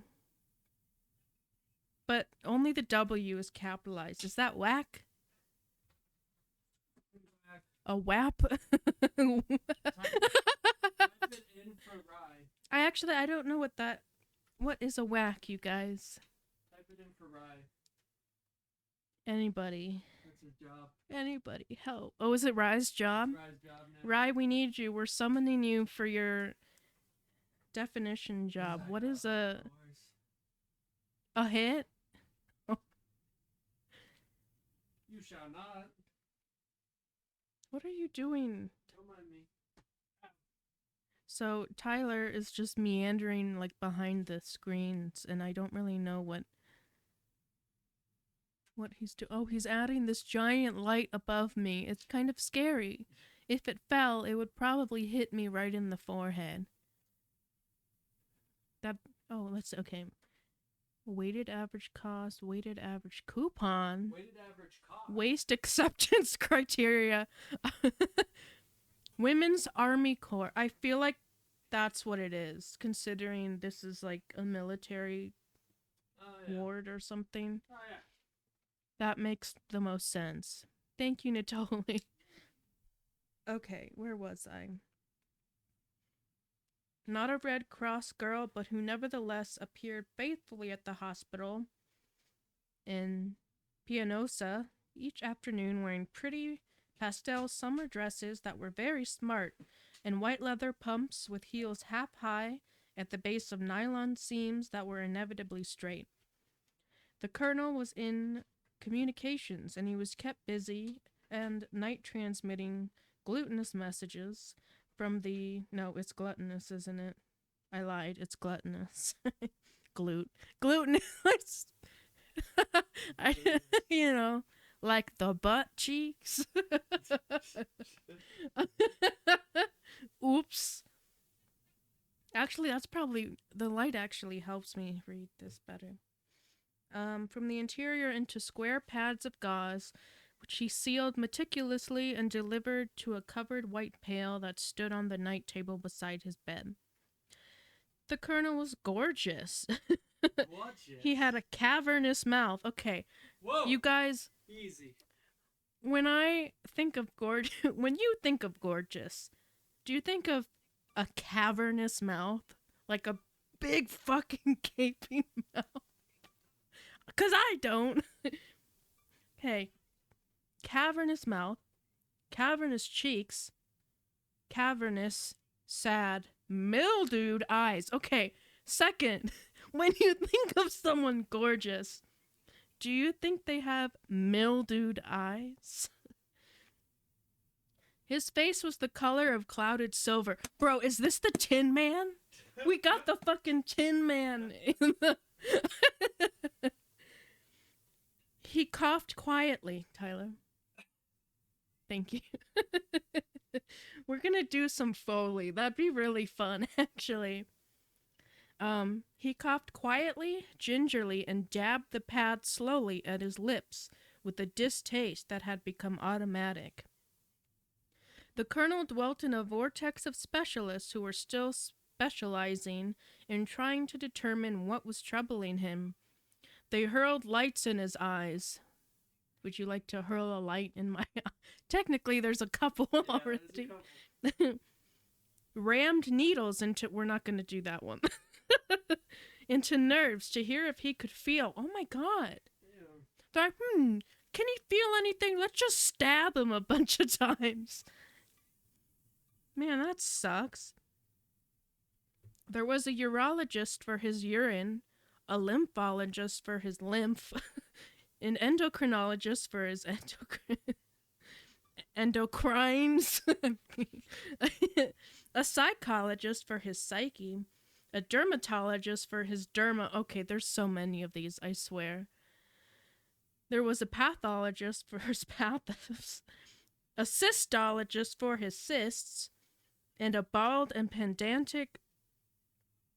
Hold on, I haven't seen this one. How would you do this one? Cetologist. It says they're from the zoology department, though. So, would that be for, like... Interesting. Anyway. Anyways. Right. Cetologist. Is it a cetologist? Let me see. It's not keto. I think it would be probably Cetologist, yeah. I don't know, though. From the zoology department at Harvard, who had been shanghaied ruthlessly into medical corps. I've never seen that word before, shanghaied, used as like a verb. Would that be a verb? I don't know what I don't know what that means, but cool. Maybe. Probably not. Probably not. By a faulty anode in an IBM machine, and spent his sessions with the dying colonel trying to discuss Moby Dick with him. The colonel had really been investigated. There was not an organ of his body that had not been drugged and dusted and dredged, fingered and photographed. Sounds like a fun Friday night. Removed, plundered, and sorry. Ooh. That was bad. Cut that one right out of there. And replaced. Neat, slender, and erect. Oh. The woman. Oh. You thought it was something else, you guys. Naughty. Naughty. The woman touched him often as she sat by his bedside, and was the epitome of stately sorrow each time she smiled. The colonel was tall, thin, and stooped. When he rose to walk, he bent forward even more, making a deep cavity of his body, and placed his feet down very carefully, moving ahead by inches from the knees down. There were violet pools under his eyes. Man hasn't slept in years, I bet. The woman spoke softly, softer even than the colonel coughed, and none of the men in the ward ever heard her voice. Oh, there's a definition. A biologist who studies whales, dolphins, and porpoises. Hey! Porpoises. So- From Alice in Wonderland. The word comes from the Latin word cetus, which means whale. Interesting. Thank you, Natoli. So I wonder why they would check him out. Well, I guess those are aquatic mammals, right? Are they Guess mammals? so, Are they yeah. considered mammals? I'm pretty sure they are because they don't lay eggs. So maybe that's why, because they're like, maybe he has issues just like dolphins or something. I don't know. In less than 10 days, the Texan cleared the ward. The artillery captain broke first, and after that, the exodus started. Dunbar, Yossarian, and the fighter captain all bolted the same morning. Dunbar stopped having dizzy spells, and the fighter captain blew his nose. Interesting. That's an important... I'm going to highlight that in this book. That's a very important part. It's an important part. Yossarian told the doctors that the pain in his liver had gone away. It was as easy as that. Even the warrant officer fled.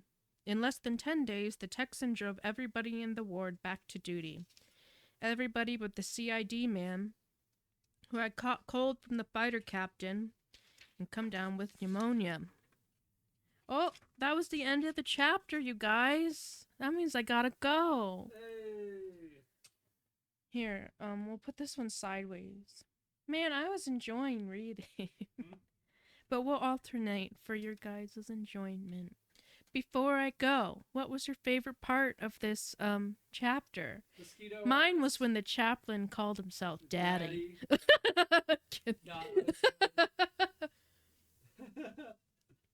Well, I'm gonna have my tea. It's probably... Ooh, it's at a...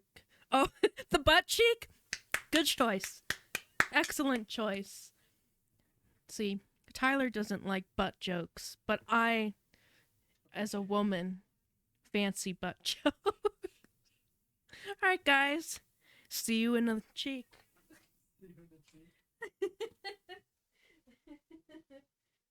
That was fun. I enjoyed it. Alright. You did so good. Well, yeah, I was probably the best reader in my class. Oh. To vote, like out of 10, how was my reading?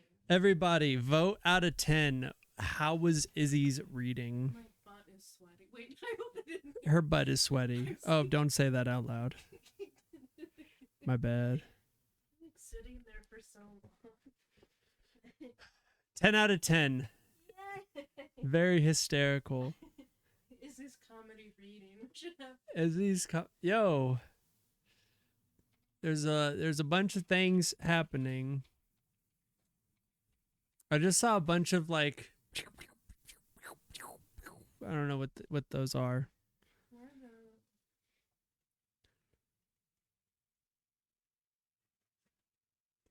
Let me make sure I can hear. Ooh, marshmallow.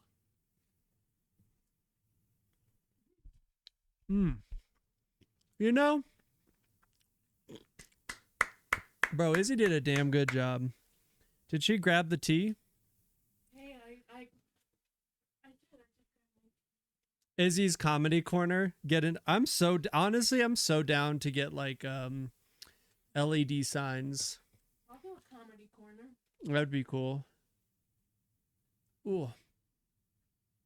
Well, the comedy corner sign, that'd be cool to have behind. That would be cool.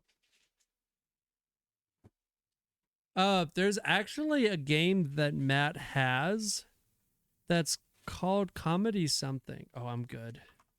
Can you just put... Oh, look at him. It's really called Comedy Night. He wants the smell. Rhodes, no. Here, put these over there. All right, hold on. Yeah, you could just put them there. I hope they don't fall. They're probably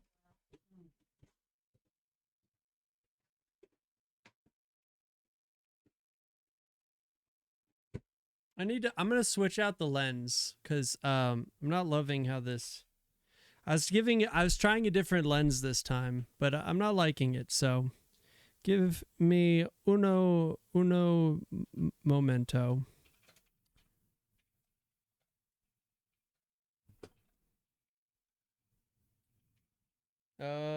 Yes, that's what I need. Damn, he didn't even play my Fortnite game. Oof. There's a chance. I'm gonna mute the BRB music because it's dark now. Spooky. Spooky pooky. You should set up my thing to stream and I can do like a comedy corner. Izzy should have her. She has her own stream, or she has her own channel. I think she should definitely. I think she should stream. Should stream more. IMO. Let's see. Let me see if I like this lens a bit more. I'm waiting for it. Should I use my own channel for Izzy's Comedy Corner? Quite possibly. Have a small spot on Adonis. What kind of spot? Like, like a feature. Oh. A little feature? I can read books. I think I like this lens more. It's just like really close to me. Maybe I'm wrong. All right. So that was chapter 1. So I have to do chapter 2. You work tomorrow? I don't work tomorrow. You want to just stay up? Well, I have to go do Nan's stairs. And you have a dialysis in the morning. Yeah. But we're not going to get much sleep. That's not entirely true. He says. Okay. All right, we're back. Time check. It is 10:25. Okay, chapter 2. Oh. All right, let's do it. Clevinger. I don't think that's how you say it. 12 should be everyone's banter. Great start. Clevinger. Clevinger? I don't know. We're going to go with it. Clevinger. Oh. The cats are being crazy guys. I'm going to turn my ISO down a bit. Oh, it's focusing on the wrong parts of my body. Oh my, now we're as bright as the sun. Jeez Louise, bro. That's so bright. Don't mind me. I'm blind. Excellent start. All right. Yeah. I think I'm not, I don't try to be a perfectionist, but I want my stream to look a certain way. I think that looks good. It looks good in OBS, so you would think it would look good in the actual stream. So we'll find out. All right. Clevinger. In a way, the CID man was pretty lucky because outside the hospital, the war was still going on. Men went mad and were rewarded with medals. All over the world, boys on every side of the bomb line were laying down their lives for what they had been told was their country. And no one seemed to mind, least of all the boys who were laying down their young lives. There was no end in sight. The only end in sight was Yossarian's own, and he might have remained in the hospital until doomsday had it not been for that patriotic Texan with his infundibulous... Bro, what? Izzy highlighted it. I'm pretty good with words this whole stream, but that word got me, bro. What is it? Okay. Infundibuliform. Infundibuliform. I think I looked it up because I was like, what the Chat. heck is that? Infundibuliform. Help your boy out. What is that? What is that? What is that? Infundibuliform. That's a fun word. Not fun to pronounce for the first time. Yeah, actually you did. Not a fun word to say first try, but fun to say once you can say it. Infundibuliform. Okay. The only end in sight was Yossarian's own, and he might have remained in the hospital until doomsday had it not been for that patriotic Texan with his infundibuliform jowls and his lumpy, rumple-headed, indestructible smile. Bro, we're hearing some really good fucking insults. Jowls and his lumpy, rumple-headed, indestructible smile cracked forever across the front of his face like the brim of a black 10-gallon hat. Bro, I want to call people rumple-headed. Like, if they really piss me off, like, you better shut up, you rumple-headed. Infundibuliform jowl, and they'd be like, those are fighting words, right? Chat, like, those are fighting words. Someone called me rumple-headed. I'm taking the glove off, okay? We're fighting. How dare you, sir? And just smack him with a fucking glove, huh? What happened to my sound? Oh, it's weird. So your headphones probably unplugged for a moment. Oh. No, but I hear you. What did you touch? Sound mixer, Fortnite. I just muted Fortnite. So if you go to sound mixer and then Fortnite. What is that? I don't even know where sound mixer is. What did you It's open. It's open. Sound mixer is open. It's in like one of your windows. It's down below. I fixed it. Oh, Don't yeah. touch it again. Please.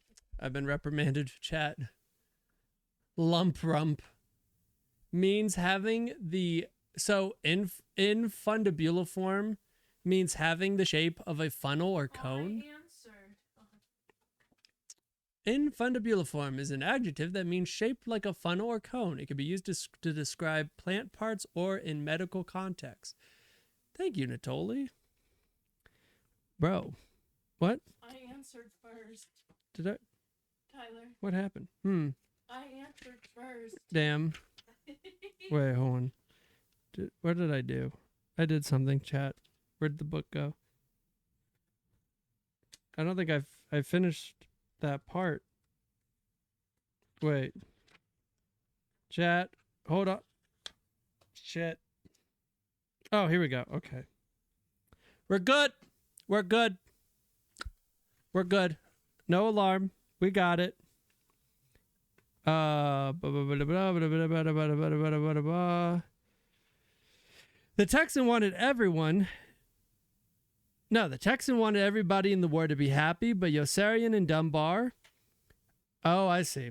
The Texan wanted everybody in the war to be happy, but Yossarian and Dunbar. He was really very sick. Already losing the chapter, SMH. You ain't wrong, G. But Yossarian couldn't be happy, even though the Texan didn't want him to be, because outside the hospital, there was still nothing funny going on. I have to burp. Excuse me.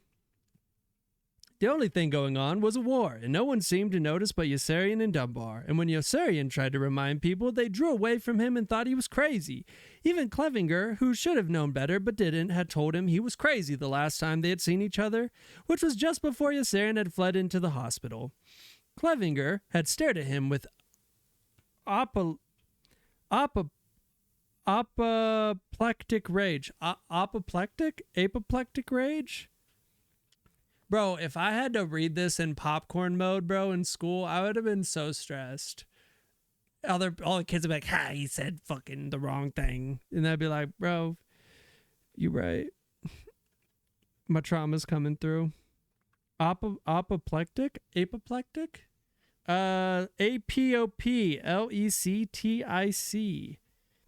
It's describing rage. It's describing rage. Apoplectic rage. and indignation and clawing the table with both hands, had shouted, "You're crazy!" "Clevinger, what do you want from people?" Dunbar had replied, wearily above the noises of the officers' club. "I'm not joking," Clevinger persisted. "They're trying to kill me," Yossarian told him calmly. Oh, maybe that wasn't it. That kind of reminded me of, what is it, the in Harry Potter? Why did you put your name in the Goblet of Fire, Harry? Dumbledore said calmly. Except in the movies, it's definitely not calm. "No one's trying to kill you," Clevinger cried. "Then why are they shooting at me?" Yossarian asked. "They're shooting at everyone," Clevinger answered. "They're trying to kill everyone." Well, at least that's better, If someone is apoplectic, they are extremely angry about something formal. It's enough to make them choke with apoplectic rage. My father was apoplectic, where he discovered the truth. Am I saying it right? Apoplectic? Or is it like apoplectic? I think it's like apoplectic. I don't know. I could always like pull up like the Google, and it makes it new idea for the stream is when it's a word that I don't know, I will just play it for all to hear. So, apoplectic. Let's see how we're saying it. Apoplectic. I was fucking wrong. Can you hear that?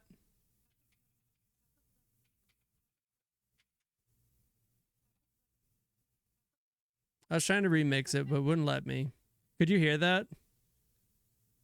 Remix! Did you see what I put? What? Apoplectic. That's what she sounded. Hell yeah. Well, they're trying to kill everyone. I don't know. Why are you mad? Basically, that's like that's kind of the vibe of Clevinger. They're shooting at everyone, bro. They're trying to kill everyone. It's not just they're shooting at you alone, like, because that makes it better. As being shot at wouldn't be alarming. And what difference does that make? Clevinger was already on the way, half out of his chair with emotion, his eyes moist and his lips quivering and pale as he gets ready to kiss Yossarian. It's not it. I just feel like, there's a little bit of there's some tension there, some tension.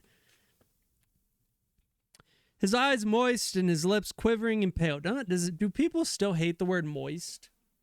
What is it about the word moist? Is it the way it's pronounced? Moist, and his lips quivering and pale, as always occurred when he quarreled over principles in which he believed passionately. He would end up gasping furiously for air and blinking back bitter tears of conviction. There were many principles in which Clevinger believed passionately. He was crazy. Who's they, he wanted to know. Who specifically do you think is trying to murder you? Every one of them, Yossarian told him. Every one of whom? Every one of whom do you think? I haven't any idea. Then how do you know they aren't? Because... ... Clevinger sputtered, and turned speechless with frustration. Spurted? We don't need to talk about what spurted is. That was definitely not it. It kind of sounds erotic for some people is why, and they don't want to hear it. Spurted. Yeah, sputtered, way different than spurted. So, check that. It turned speechless with frustration. Clevinger really thought he was right, but Yossarian had proved because strangers he didn't know shot at him with cannons every time he flew up into the air to drop bombs on them, and it wasn't funny at all. Why would people be finding this funny, though? Is Clevinger the one who thinks it's funny, dude? What the hell? And if that wasn't funny, there were lots of things that weren't even funnier. There was nothing funny about living like a bum in a tent in Pianosa between fat mounds behind him and a placid blue sea in front that could gulp down a person with a cramp in the twinkling of an eye and ship him back to shore 3 days later, all charges paid. Bloated, blue, and putrescent? Putrescent? Is that how you... Putrescent.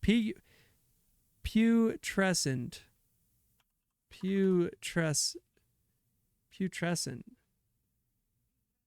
Bro, I'm a fucking G, bro. Putrescent. I said it right first time. Let's go, baby.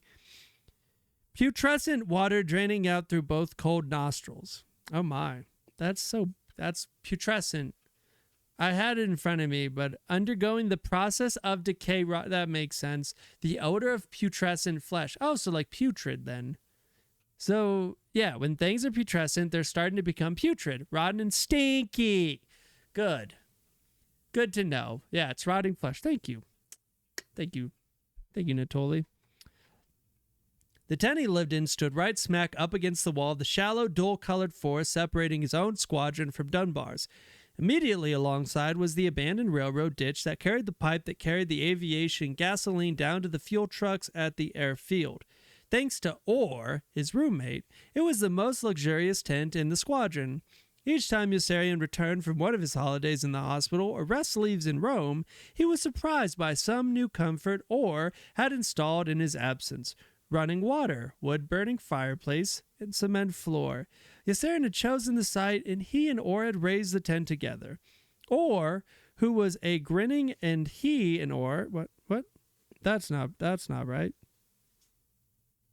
Yossarian had chosen the site, and he and Orr had raised the tent together. Orr, who was a grinning pygmy with pilot's wings and thick, wavy brown hair parted in the middle, furnished all the knowledge, while Yossarian, who was taller, stronger, broader, and faster, did most of the work. Just the two of them lived there, although the tent was big enough for 6. When summer came, Orr rolled up the side flaps to allow breeze and ever blew to flush away the air baking inside. I don't know if I'm saying this man's name right. Let's see. Orr. Not all caps, because then they think it's something else. Not corn. Said Orr. Or it's not a surname, or is it his surname? Is Yossarian his surname? I was gonna say Yossarian is quite a first name if it wasn't a surname. The surname Orr is of Scottish and Ulster Scots origin. It has multiple origins, including the Old Norse word Ori and the Scottish Gaelic word Odhar. Can we find how to pronounce them, please? Pronunciation. There we go.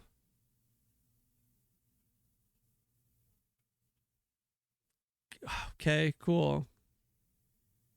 Bro, I was right. It is Orr. Okay. I don't know, bro. I'm just trying to make sure. I'm trying to tick all the boxes for y'all, okay? I forgot to go to the next page. Immediately next door to Yossarian was Havermeyer, who liked peanut brittle and lived all by himself in the 2-man tent in which he shot tiny field mice every night with huge bullets from the .45 he had stolen from the dead man in Yossarian's tent. On the other side of Havermeyer stood the tent McWatt, no longer shared with Clevinger, who had still not returned when Yossarian came out of the hospital. McWatt shared his tent now with Nately, who was away in Rome courting the sleepy whore he had fallen so deeply in love with there, who was bored with her work and bored with him too. Oof. It's a mineral, or resource, or... Appreciate you. McWatt was crazy. He was a pilot and flew his plane as low as he dared over Yossarian's tent as often as he could, just to see how much he could frighten him, and loved to go buzzing with a wild, close roar over the wooden raft floating on empty oil drums out past the sandbar at the immaculate white beach where the men went swimming naked. Sharing a tent with a man who was crazy wasn't easy, but Nately didn't care. He was crazy too, and had gone every free day to work on the officers' club that Yossarian had not helped build. Actually, there were many officers' clubs that Yossarian had not helped build, but he was proudest of the one on Pianosa. It was a sturdy and complex monument to his powers of determination. Yossarian never went there to help until it was finished. Then he went there often, so pleased was he with the large, fine, rambling, shingled building. It was truly a splendid structure, and Yossarian throbbed with a mighty sense. Bro, why we gotta talk about just throb, bro? My tea is cold.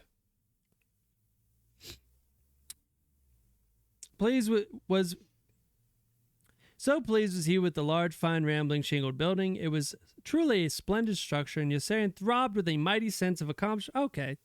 throbbed with a mighty sense of accomplishment each time he gazed at it and reflected that none of the work that had gone into it was his. There were 4 of them seated together at a table in the officers' club the last time he and Clevinger had called each other crazy. They were seated in back near the crap table on which Appleby always managed to win. Appleby was as good at shooting crap as he was at playing ping pong, and he was as good at playing ping pong as he was at everything else. Everything Appleby did, he did well. With a name like Appleby, bro. True. Hey, what's up? How you doing? Welcome to the stream. What kind of tea? This is a honey vanilla chamomile. Good night, Rye. Thank you for coming through, G. Have a good night. TX. Is it okay if I say TX? I always want to try to like get chatters' names right, but I apologize. TX. Also, Rye, I'll be live 5 p.m. Mountain Standard Time tomorrow. You better be there, G. We're going to be playing fucking Jackbox, baby. Just text works. Sweet. Text works. I like it. Okay. Oh, so textual. It's like textual. That's cool. See, everyone has such cool usernames, bro. Everybody has such cool usernames. I'm just here with fucking AdonisTheDonDada, bro. Oh my god. Textual. That's okay. That's really cool. How you doing? How you doing tonight? It's Monday night? Almost. We're about 2 hours from Tuesday. It's unique, Adonis. I appreciate it, man. I'm just having some self-deprecation. It's fine.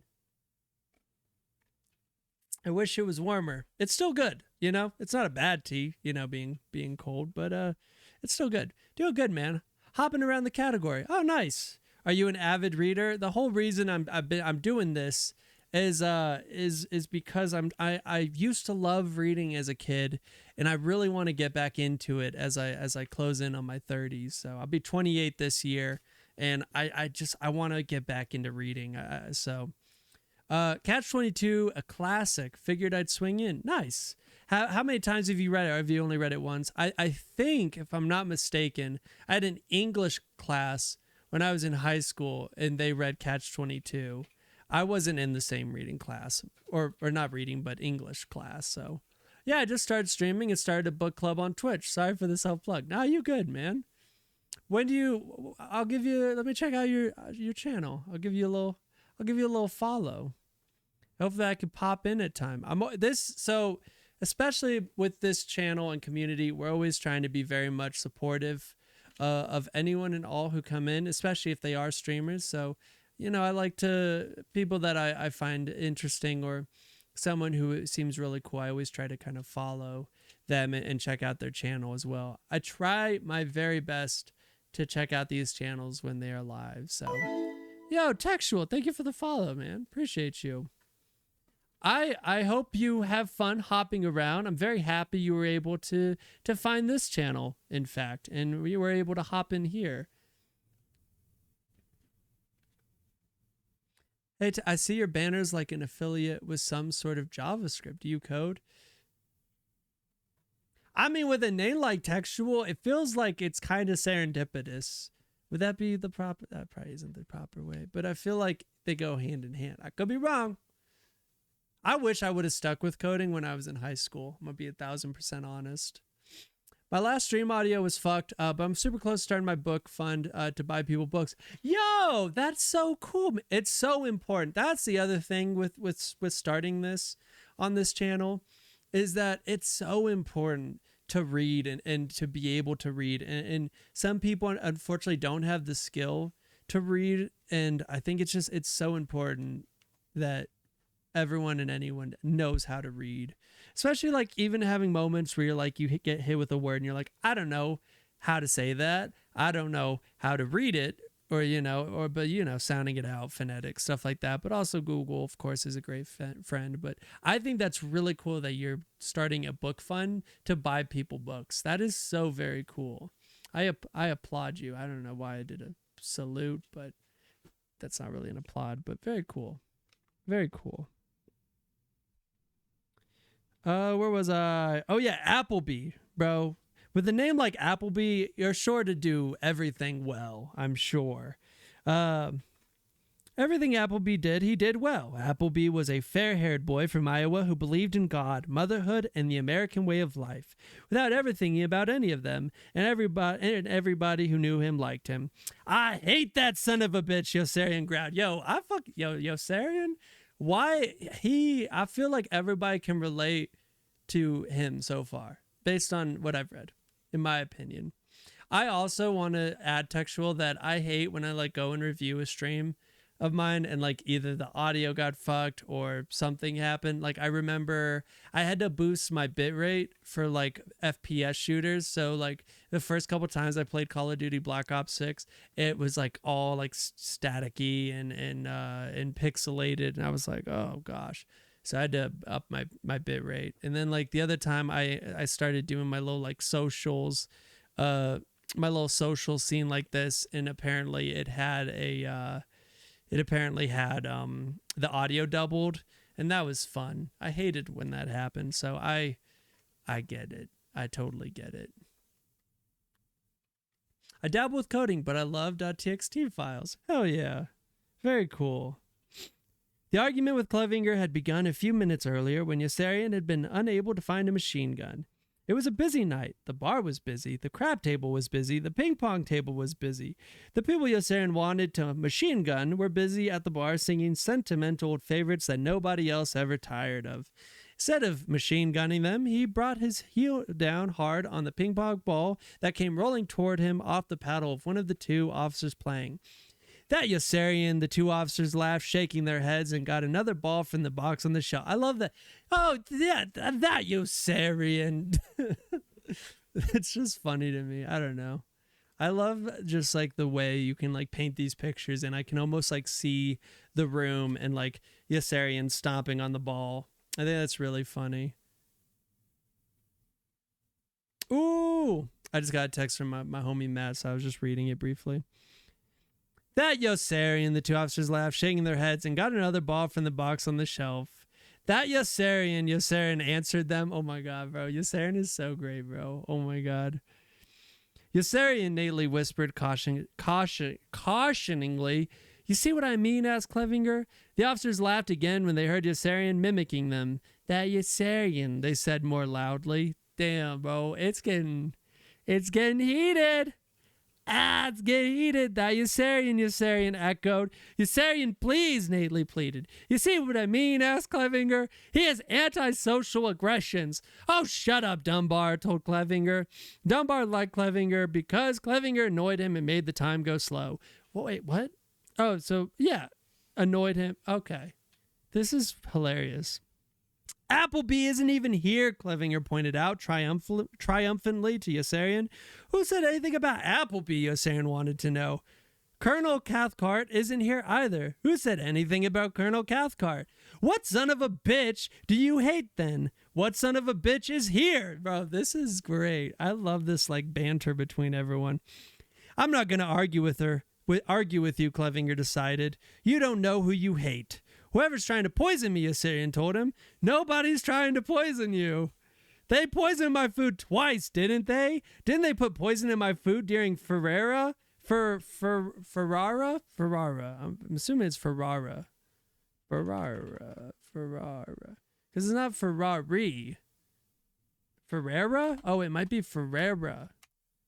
Ferrera, right? Is that Ferrera? Ferrera. Oh. Practice. I don't need to practice. I just need you to tell me. Ferrara. Great. Ferrara. So I thought it was Ferrara, but I don't know. They poisoned my food twice, didn't they? Didn't they put poison in my food during Ferrara and during the great big siege of Balan? Oh my god, I feel like fucking Drake fucking Parker on Drake and Josh. So I can't say these fucking Bologna. Not bologna. Is it? No, it's Italian. Oh, I was not ready for his voice to sound like that. Yeah. Word. Bologna. Bro, hell yeah, bro. Bologna. Bologna. Bro, I'm upsetting my Northern Italian ancestors. I feel bad. I've been using .txt and .md files for as long as I can remember. Obsidian is king, but .txt is my first love. Apologies for the delay. Baby woke up. No, you're good.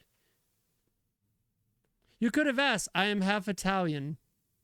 That's good to know. Are you Northern or Southern Italian? I mean, I guess technically, like your ancestors, because I have Northern Italian. Southern, hell yeah. If it was a different day and age, I think we wouldn't be friends because of it, or would it matter? I don't really know. Bologna. I love it. Love it, love it, love it. They put poison in everybody's food, Clevinger explained.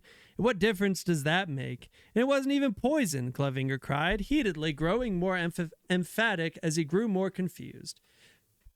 We would hate each other's guts. Yeah, that's what I thought. Hey, Sota online. I hate feeling like I'm not saying your name right. Welcome to the stream. I apologize if I butchered your name and you want to run away screaming. I apologize. But welcome. I hope you're having a good night, good day. And please correct me, because I always want to say people's names right. But in today's day and age, it gotten better. To be fair, we have no... I said it right? Oh, great. I love when that happens, thank God. How are you doing? Could you see, like, my internal battle happening all at once? Yeah, but who's got the better food? Ooh.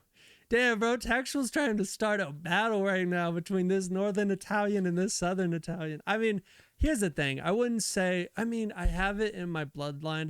I don't know if I would, like, I can really say I'm Italian, you know? Technically, we have the same kind of thing. It also depends how someone's nana or abuela made it too as well, though. Because that's also where the debate is how whose grandma made it better, or you know what I mean, that kind of nonna. That's right.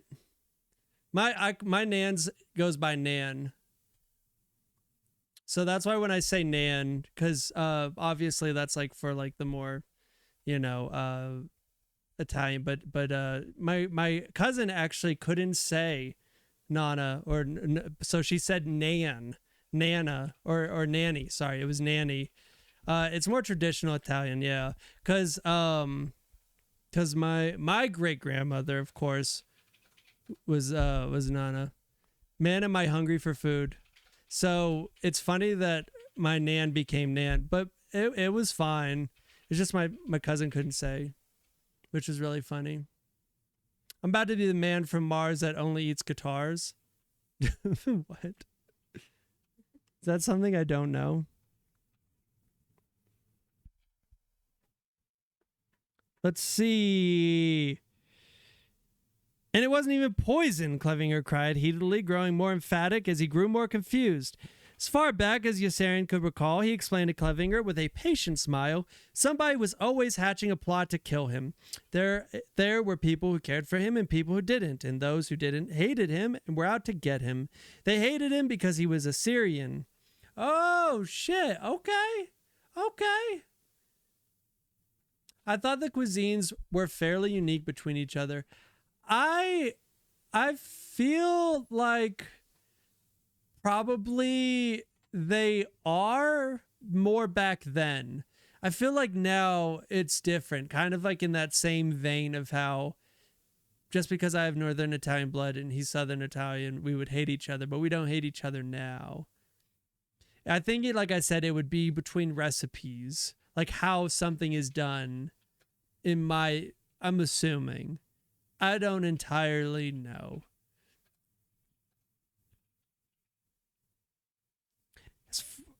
Let's see. There are people who cared for him, people who didn't, and those who, because he was Assyrian. Let's see, Assyrian. Is that like Syrian? So where's Assyria? Is it Assyria? Yeah. So Assyria was an ancient Mesopotamian kingdom, an empire that existed from the 21st century BC to the 7th century BC. Yo, excuse me, bro. I've been burping so much. So online, thank you so much for the follow. I appreciate you. Do you like reading? Do you like reading specifically Catch-22? I'm always interested to see how the people that find the stream. I'd always love to know. And I think I asked already, but I hope your day or night is doing well. Cars, Mercury, and Subaru. We should have a daily stream tea. Well, not daily, but each stream a new tea. Okay. I love reading, but haven't read that yet. Oh, okay. I haven't read this before either. But my wife has. I think she read the whole book. And then, like I said, I was technically, since it's book of the month, I was like supposed to start reading it like more at the beginning of February, but this is my first read in a very long time, and I want to make sure I actually reach my goal of March. So I'm starting a bit early. What are some of your favorite books? Textual, yes. However, they made a mixture of both, and now they have changed to where they have both the same properties, but it makes a different cuisine to where they have an acceptable agreement with each other. I would agree. Yes. Yes, I would say that's exactly it. I could talk about tea and spices for far too long. Ooh, Textual, what's your favorite kind of tea? I will be honest, I'm a basic bitch. I really, really love hot green tea. Or even like if we're, again, okay, I feel like if I say like a Chinese food restaurant, like I love just their hot tea in general, but it's like Americanized. So I don't know. Ad, be right back. Oh yeah, the good old ads. I apologize. But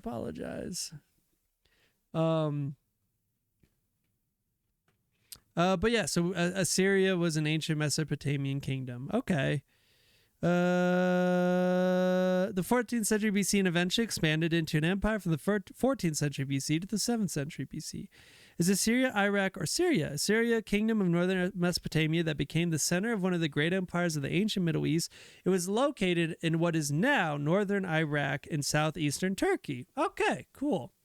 Hope you guys don't mind me like seeing something and then wanting to like dive into it, especially since I don't know, because I feel like that's also kind of important, especially with you're like getting knowledge from here. So I think it's important to also want to go and garner and you know, ensure and even dive in a bit deeper. I don't know. It was just me. I don't know. Honestly, I'd be a lemon tea because it helps with the throat pain and congestion. That's a good one. That is a good one, Natoli. Let's see. But they couldn't touch him, he told Clevinger, because he had a sound mind and a pure body and was as strong as an ox. Damn. I like mostly mystery books, so Good Girl's Guide to Murder, One of Us is Lying, The Last Time We Kissed. Is it Kissed? The Last Time We Kissed? I'll have to look into those. So for this book of the month, I want to probably like every couple months, because I might take a little longer to read. But my goal is, and if anyone here that is watching has read Catch-22 or also wants to read Catch-22, in March, I'm going to have a review of it, a review stream of it. So please, we can come in and have a huge discussion, because I think that was like what was always cool, like in a way about school, like when you'd be reading a text with everyone. I don't know. I think that'd be cool. Also, I love perspectives of everyone else. So like you might see something or notice something that I might not notice, and you can bring that to light. And I really think that's cool. Beck, sorry, didn't want to miss a question if you had one.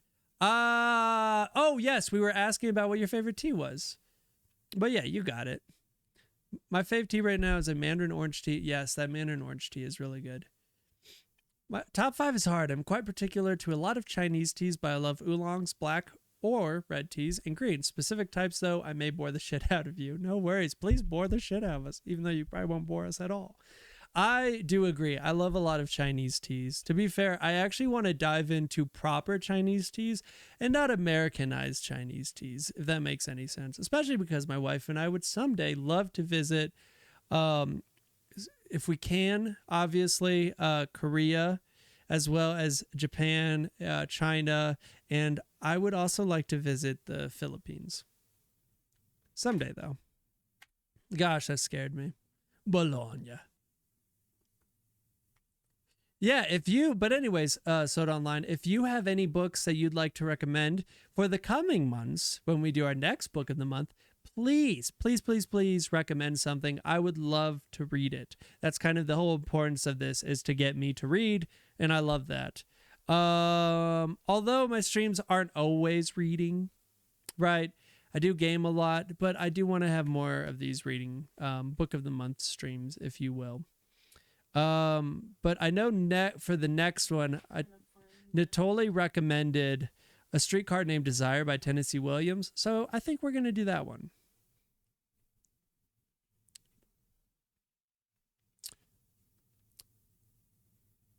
Oh, that's right, because Izzy can't have too much citrus. You're killing your throat, dude, if it got that much citrus. Ooh, that's fair. Oh, Izzy. Oh, is this it? Oh, yeah. I couldn't figure out how to do it. It's a loose tea. Read the ingredients in it. It's an herbal fruit. Here we go. So yeah, Harney and Sons, Master Tea Blenders, established 1983, blood orange, herbal fruit. So this is what it looks like. I'll put what's inside. You gotta read like the. Oh yeah. So character in Middle Europe, Germany. Do you want me to read that? Because that's kind of, I guess, like the attributes. Yeah. Ingredients: apple pieces, rose hips, hibiscus, beetroot, orange peel, orange flavor, marigold petals, safflower petals, and contains natural flavors, caffeine free. In Middle Europe, Germany, and Austria, they have developed a great affection for fruit teas. This one has bright fruity notes of fresh blood oranges. Briskness 2, aroma 4, body 2. Briskness, also known as astringency, body, how strong or thick the brew is. Aroma, the potency of the smell. Rating of 5 indicates the highest amount of that characteristic. Gotcha. You should read Good Girl's Guide to Murder. It's a 3-book series. Okay, I will. You know what? I'm eventually going to have to do a list in the Discord chat, or maybe I'll create a new panel down below for when we do this. And I will set up like a list. I think also on the channel I have like a suggestion box if you're on the computer, of course. I don't know if it shows up if you're, or did I get rid of the suggestion box? I think I got rid of the suggestion box. I actually do Streamlabs leaderboard, but I don't know if it's actually even working as I want it to. So maybe I will bring back the suggestion box specifically for and we'll have our list of books. So I will make Good Girl's Guide to Murder after A Streetcar Named Desire. Here we go. Sweet Bee Green Tea. So that's this one right here. Yes. Organic green tea, clean jasmine, clean Oregon lavender, clean Madagascar vanilla bean. Ooh. From a local store. That one's from a local place. When you're making herbal teas, cover it while it's steeping. Ooh, it keeps in the flavor that would otherwise be lost. Hot tip. I like it. I'm going to try that. I'm going to definitely try that. I do enjoy green tea with lavender as well. When making a green tea, don't use boiling water. It scalds the leaves and imparts a bitter flavor. You don't need to be exact, just not boiling point. Pierce would give you the specific temp. Okay. Textual. Okay, I see you. I'm going to keep that. I'm going to keep that, man. I'm going to remember that. Oh, is there a bit of lag? BRB? Oh, okay. Love tea tips. Hell yeah. This chapter is almost over.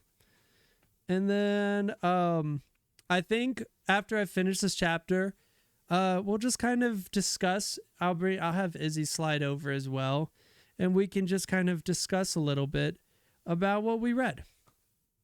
Sound like a plan? Sound like a fucking teacher. Sound like a plan? Let's see. Because he had a sound mind and a pure body was strong as an ox. They couldn't touch him because he was Tarzan, Mandrake, Flash Gordon. Couldn't touch it because he was Tarzan, Mandrake, Flash Gordon. He was Bill Shakespeare. He was Cain, Ulysses, the Flying Dutchman. He was Lost in Sodom, Deirdre? Deirdre? Hold on. I think it's Deirdre. Deirdre. Let's see.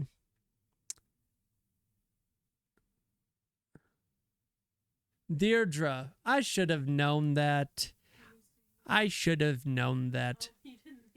Deirdre. I should have known that. Good gravy. Deirdre of the Sorrows, Sweeney and the Nightingales among trees.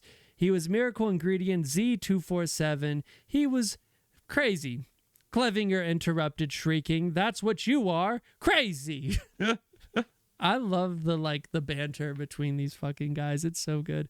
Immense. I'm a real slam bang, honest to goodness, three-fisted humdinger. I'm a bona fide Superman. Superman? Clevinger cried. Superman?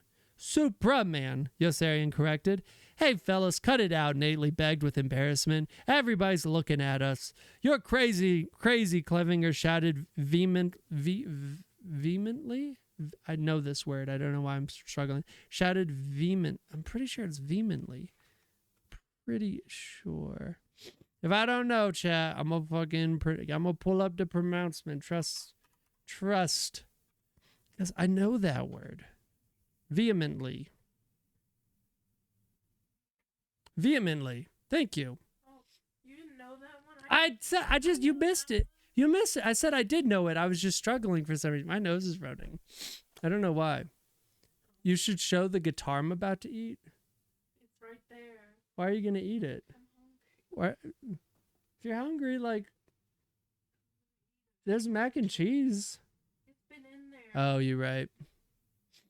Wait, bro, you have so many ranch beans. Wait, did you eat all the ranch beans already? It was recording. What It was? recording what I was saying. Who? My phone. Oh, did you eat all those ranch beans? Give the ranch beans. No, I already ate a bunch. Look at what it said. Superman looking at us. You're crazy, climbing your shadow. I don't know. You didn't know. You should eat. It's right there. Are you going to eat it? Hungry. I'm going to eat Cheez-Its. Was that like a text-to-speech? I didn't know you could do text-to-speech on Twitch. I didn't know you could do that. This is my 2025 quote. Vehemently, his eyes filling with tears. You've got a Jehovah complex. I think everyone is Nathaniel. Oh, sorry. Thank you. Speech to text. Thank you, textual. Don't mind me. I'll just go fuck myself. I think everyone is Nathaniel. Clevinger arrested himself in mid-declamation, suspiciously. Who's Nathaniel? Nathaniel who? Inquired Yossarian innocently. Clevinger skirted the trap neatly. You think everybody is Jehovah? You're no better than Raskolnikov.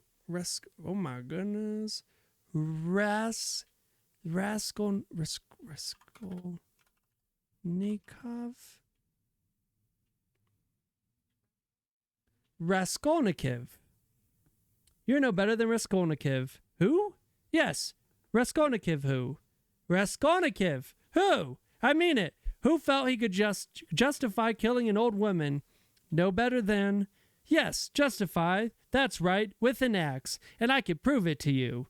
Gasping, some of these, I will say, I don't know if this is just me looking in. Sometimes it just feels like there's slight moments of schizophrenia, schizophrenic, attacks in some of these portions. I don't know if that's just what I'm feeling. I don't know. Peach Flowers just cheered one bit for salt. Why salt? Because I'm hungry. Because Izzy's hungry. Good to know. Gasping fiercely for air, Clevinger enumerated Yossarian's attempts, an unreasonable belief that everybody around him was crazy, a homicidal impulse to machine gun strangers, retrospective falsification, an unfounded suspicion that people hated him and were conspiring to kill him. But Yossarian knew he was right because, as he explained to Clevinger, to the best of his knowledge, he had never been wrong.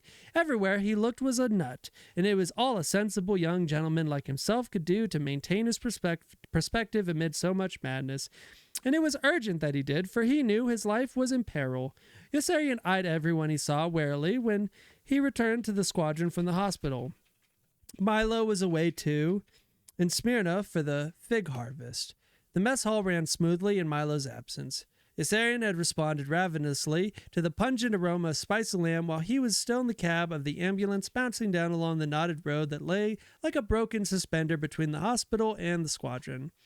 There was shish kebab for lunch, huge savory hunks of spitted meat, sizzling like the devil over charcoal after marinating 72 hours in a secret mixture Milo had stolen from a crooked trader in the Levant, served with Iranian rice and asparagus tips, parmesan followed by cherries jubilee for dessert, and then steaming cups of fresh coffee with Benedictine and brandy. They're really torturing you. Did you hear all of that food? Damn. You don't casually eat salt. That's weird. Well, salt for these trying times. Because we don't have an egg. The meal was served in enormous helpings on damask tablecloths by the skilled Italian waiters Major de Coverley had kidnapped from the mainland and given to Milo. Yossarian gorged himself in the mess hall until he thought he would explode, and then sagged back in a contented stupor, his mouth filmy with a succulent residue. None of the officers in the squadron had ever eaten so well as they ate regularly in Milo's mess hall, and Yossarian wondered a while if it wasn't perhaps all worth it. But then he burped and remembered that they were trying to kill him, and he sprinted out of the mess hall wildly and ran looking for Doc Danica to have himself taken off combat duty and sent home. He found Doc Danica in sunlight, sitting on a high stool outside his tent. 50 missions, Doc Danica told him, shaking his head. The colonel wants 50 missions, but I've only got 44. Doc Danica was unmoved. He was a sad bird-like man with the spatulate face and scrubbed, tapering features of a well-groomed rat. Oh my God, bro. I'm going to the kitchen. Yo, what you making? Yo, bring some back, bro. Don't gatekeep. Don't you keep away your food, man. You better bring something back. This is like a potluck.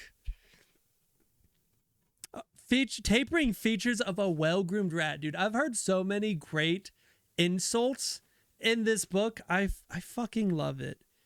50 missions, he repeated, still shaking his head. The colonel wants 50 missions. And that, my friends, is the end of chapter 2 of Catch-22. I did not mean for that to work like that, but it did. Okay, so let's bring Izzy in and let's discuss what we've read together. Where am I gonna sit? In a line game. Honestly, while you just sit there, I could just turn the camera towards you. I literally could just do that. I'm just going to turn the camera towards her, chat. And give me one moment. I'm going to grab a mic. Oh, you do. We could just plug it in somewhere. Plug it in. Does it take? It takes XLR, right? It's really long. It takes XLR though, doesn't it? Does it? It does. I'm bringing the chili. Ooh, yes, dude. I fucking love chili. Hold on, I have an XLR cable for you. I can hold it. I think it has XLR. Right? Is that what that is? That's not what that is it? No. Oh, that's for like screwing it. Ew, don't What? do that. What? You just fingered my mic. Oh, I didn't mean it like that. You didn't mean it like I didn't mean it like that, bro. Calm down. It's right here. I don't know if I can like plug that. Hold on. I'm trying to figure. Oh, wait, hold on. Maybe I can figure it out. Hold on. Oh god. Don't knock over the marshmallow. Not the marshmallows. Not the gumdrop buttons. Hurting. Ah! Is that your finger? Are you okay? No. I'm so sorry. I'm so sorry. Cat, help! He hurt me. I don't know if this will work, chat. We're gonna try. I think if I go to audio and like set a mic. Wait, hold on. That's speaker. Oh, that's the wrong one.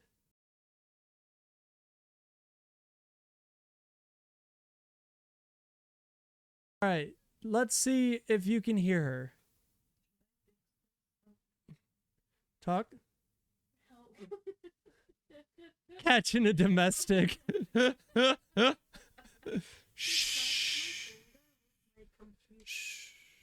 No, it's not a little mouse. It's a fucking, like the thing he has behind him. Crushed.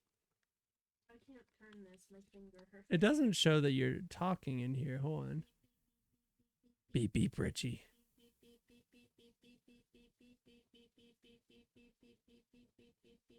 I'm afraid would I like have to catching a glimpse of a future street fight. Is it on? Yes, I hear myself.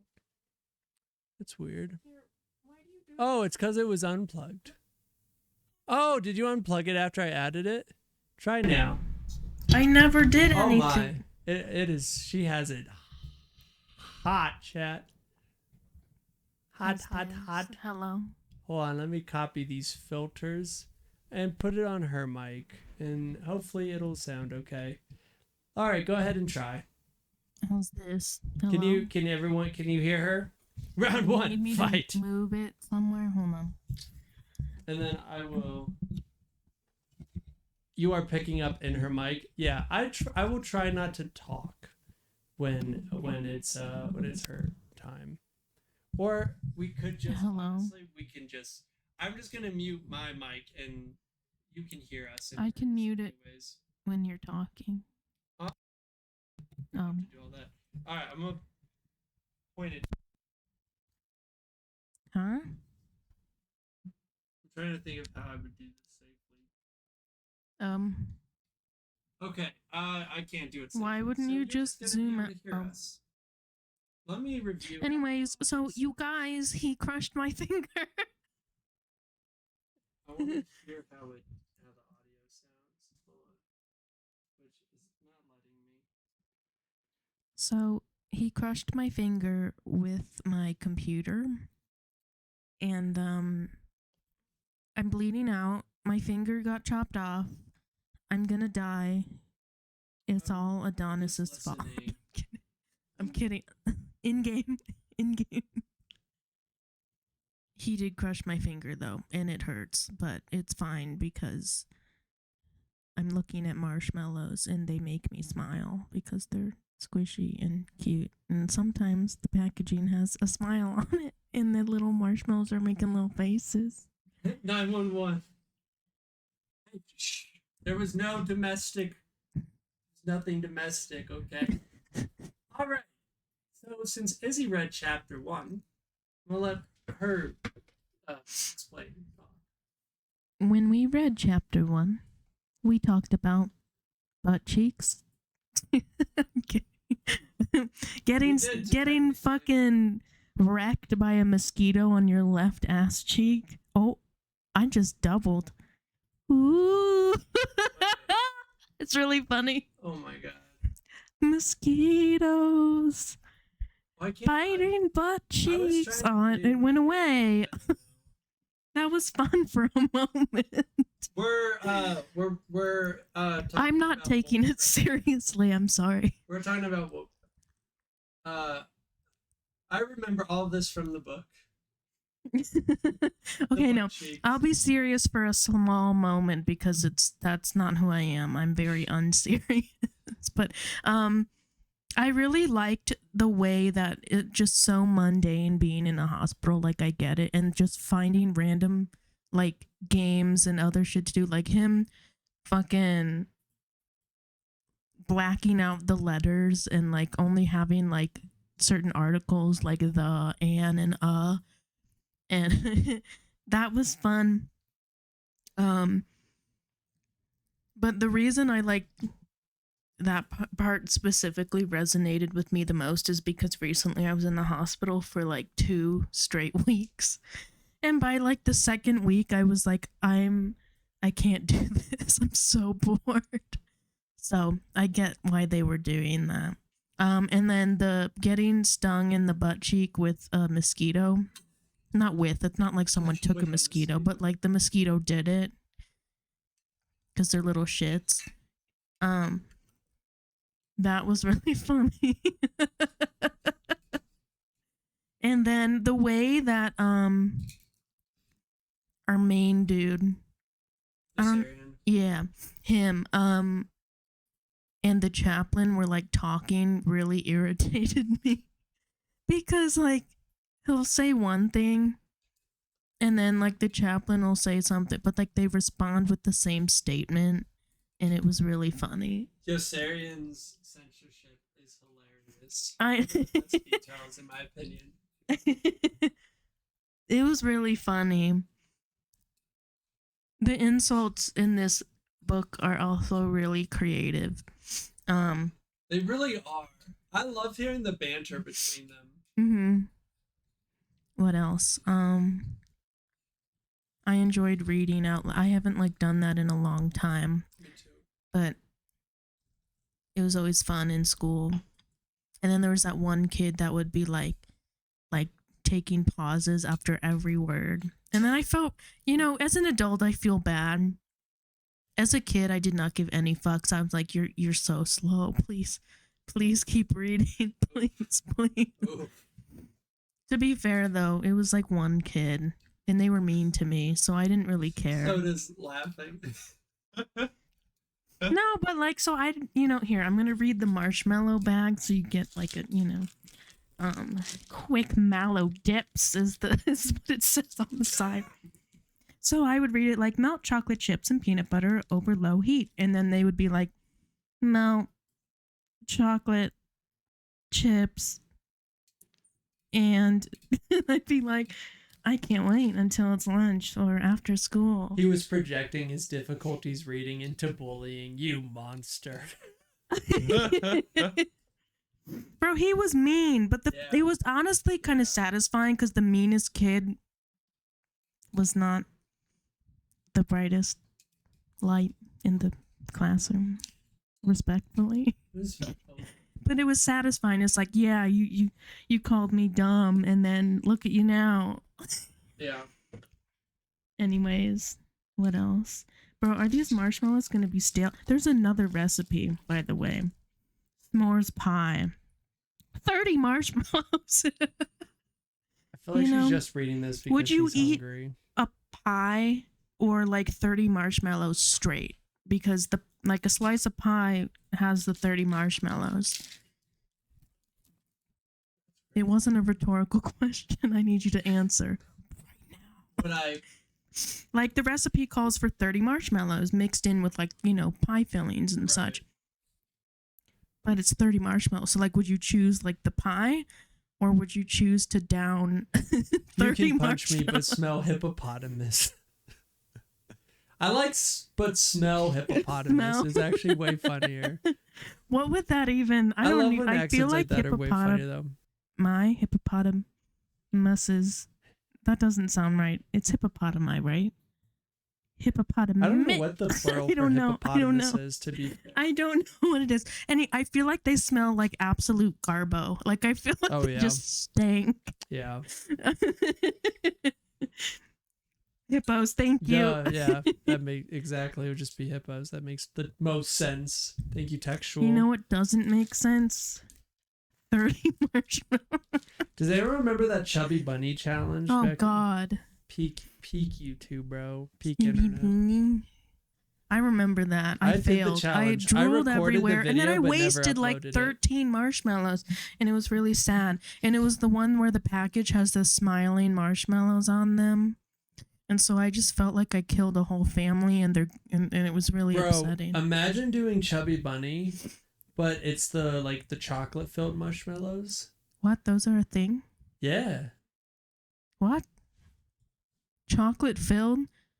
Yeah. Chocolate filled marshmallows. I've never seen those. They're filled with chocolate. It is technically hippopotamuses, but who gives a fuck? True. I downed the whole bag of marshmallows, sodas. I shoved a whole bag of jelly beans. I shoved a up whole my bag ass. of marshmallows up my gullet. All right, back on Catch. Oh, Catch-22 marshmallows in your mouth. I knew it. I fucking knew it. What if you did Chubby Bunny but with mini marshmallows? You'd be there for like 6 days. Do you think by the time your mouth gets full of them, would they melt and it just make it easier to do the challenge? That's an interesting question. Do You think know what anyone's else is done an it? interesting question? Why we haven't made s'mores yet. 'Cause It's just late. next to you. All right, are you done with your recount? Yeah, there's a life lesson. If you hear in the night a tiny high-pitched sound and it sounds like a mosquito, beware. Get your fly oh, I guess would it be a mosquito swatter at that point? Anyways, get your nearest weapon, kill it so that you don't get bitten on your left or right ass cheek. That's important. It's very important. Sometimes that mosquito's in the closet just practicing his guitar solo. Can you make the sound of a mosquito? I have a TikTok It'd be on like- the Adonis it'd the be like- Dondada TikTok. Here. Hold on. And then you hear that for like 6 hours and you're like, that's it. Where's my nearest weapon? I'll Is just it play a it for y'all. shoe? Is it a sock?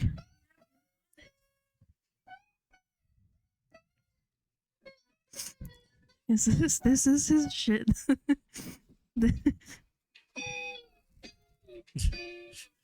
Just like the horribly really slow.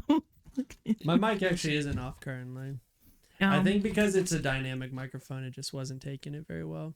Did you play your TikTok Yeah. for everyone and no one could hear it? Go to the Adonis the Dondada TikTok Oh my god. and find the video with a cool room and a mosquito, and there you go. But no, the moral is, don't let a Yeah. mosquito bite your ass. Soda Online lesson: cover your butt, hide and eat marshmallows. Cover your butt. Hide your kids, hide your wife, hide your butt. because Hide mosquitoes those are out here. cheeks. Those cheeks are just out. And the mosquito's just like, the meme with like the rubbing the hands together behind the tree. Oh, one of my Yeah, favorite do it. memes. This is what the mosquito looks like. He's like, See, there's you're that ass. just carrying that cake and they full stinging cheek everybody out here. out, dude. Sting, I don't care. Wait, they don't sting. Mosquitoes don't sting. They suck. Listen, That's they a double suck ass. entendre. It's a double entendre for They y'all. suck straight ass. They suck and they suck ass. Oh, God. Physically. They prod? They Question mark? prod ass. Oh, They wait, prod what that if ass. mosquitoes are the real aliens? I'm for it. I get it. it. Probing that ass. Is this a conspiracy theory? I'm crying. I need to stop here. Wait, you have your own mic? I don't need your Help. mic. Thank you. She's all getting ready to hand me her mic. I don't know. For chapter 2, what I thought was pretty funny is just like these kind of conversations between Yossarian and Clevinger, and just the fact that there's just so much banter. There's some really new and conspiracy unlocked. Absolutely. There's so much banter between all of them, and I think that's really funny. I heard so many new... Can I say something? Sure. The other thing from my chapter is when the guy who is in all the bandages fucking died. Oof, He was yeah. my favorite character because he had to sit there and deal with the Texan, and he couldn't speak. He couldn't move, and then the Texan was just like talking to him like nonstop. Can you imagine mentally someone talking to you nonstop? Now, Clevinger's the Texan, right? Huh? Isn't Clevinger the Texan? I think. I'm pretty sure. Yeah. Chat, who have read Catch-22. Clevinger's the Texan, right? with a name like Clevinger, it better be a Texan. Anyways, but he was talking to him and then he died. Yeah, that was pretty And Matt, fucked. what if he talked him to death? What if that's what really happened? That's like that lady today at my work. It felt like that. Wait, but what does she sound like? I can't even, bro. I Can you can't try? even. I Do don't you just even. feel bad? No, he's not. Oh, damn. You just feel bad? What? No. Textual said no, he's not. I No, thought they know were the that, same. But like, No, I don't feel bad. She was so annoying. I don't even know how to do her voice. It was like, was it high pitched? it was very high pitched. It was Was like, it like oh, nasally? thank you. Oh, Thank you for doing that. I'm like, oh, God. You would find me hanging in the bed. Sorry, allegedly in game. I would Sorry. be hanging allegedly in game in the meat freezer, in the Wait, meat locker. Does she go there every day or like every other day? How much barbecue does she get? Hold on a minute here. What? You told me that she goes there frequently. Like, how frequently? Unfortunately. Does she get like ribs twice a day? She got to feed that family of 3, I guess, or 4. Bro, hold on. What if she's Mute that your mic real cheerful quick. because of Mute all your of mic the real quick, because barbecue? this is what was really interesting to me. Is the fact that, so we were like, oh, you know, because we were out of, or she was upset with how the mashed potatoes, because the last 3 days we've been making it differently. And we were like, well, you know, there's the barbecue beans. The barbecue beans are really good. We're like, yeah, no, for sure. She's like, yeah, my teenage sons won't like that. I'm like, bro, how are they teenagers and they're that picky? Like, I was expecting, like, oh, my 6 or About 7-year-old. Huh? About barbecue beans? Yeah. Her teen sons? Yeah, apparently. It's probably her fault, though. Probably, bro. When I was a teenager, bro, I ate everything that was put in front of me. Bro be tootin'. Bro, be tootin'. That's why they don't want to do it. They don't want to toot in front of, you know, their crush. Imagine, watch, they're gonna be like 40 years old, and then someone's gonna be like, hey, we got some barbecue beans, and they're like, ugh. Ew, gross. Ew, barbecue beans. It brings back traumatic memories if he repeats it. Yeah, no, pretty much. Yeah, God, that was her voice, though. And thanks for doing that. I'm like, I have no choice. I have picky sons, and they don't like beans, and I'm so glad that you... Is that what she sounded like? Please stop. Is it? Oh my God, I nailed that. I didn't even meet her. Oh, God. Please. I'm gonna wake you up at like Please, 4 a.m. and be like, please. barbecue beans.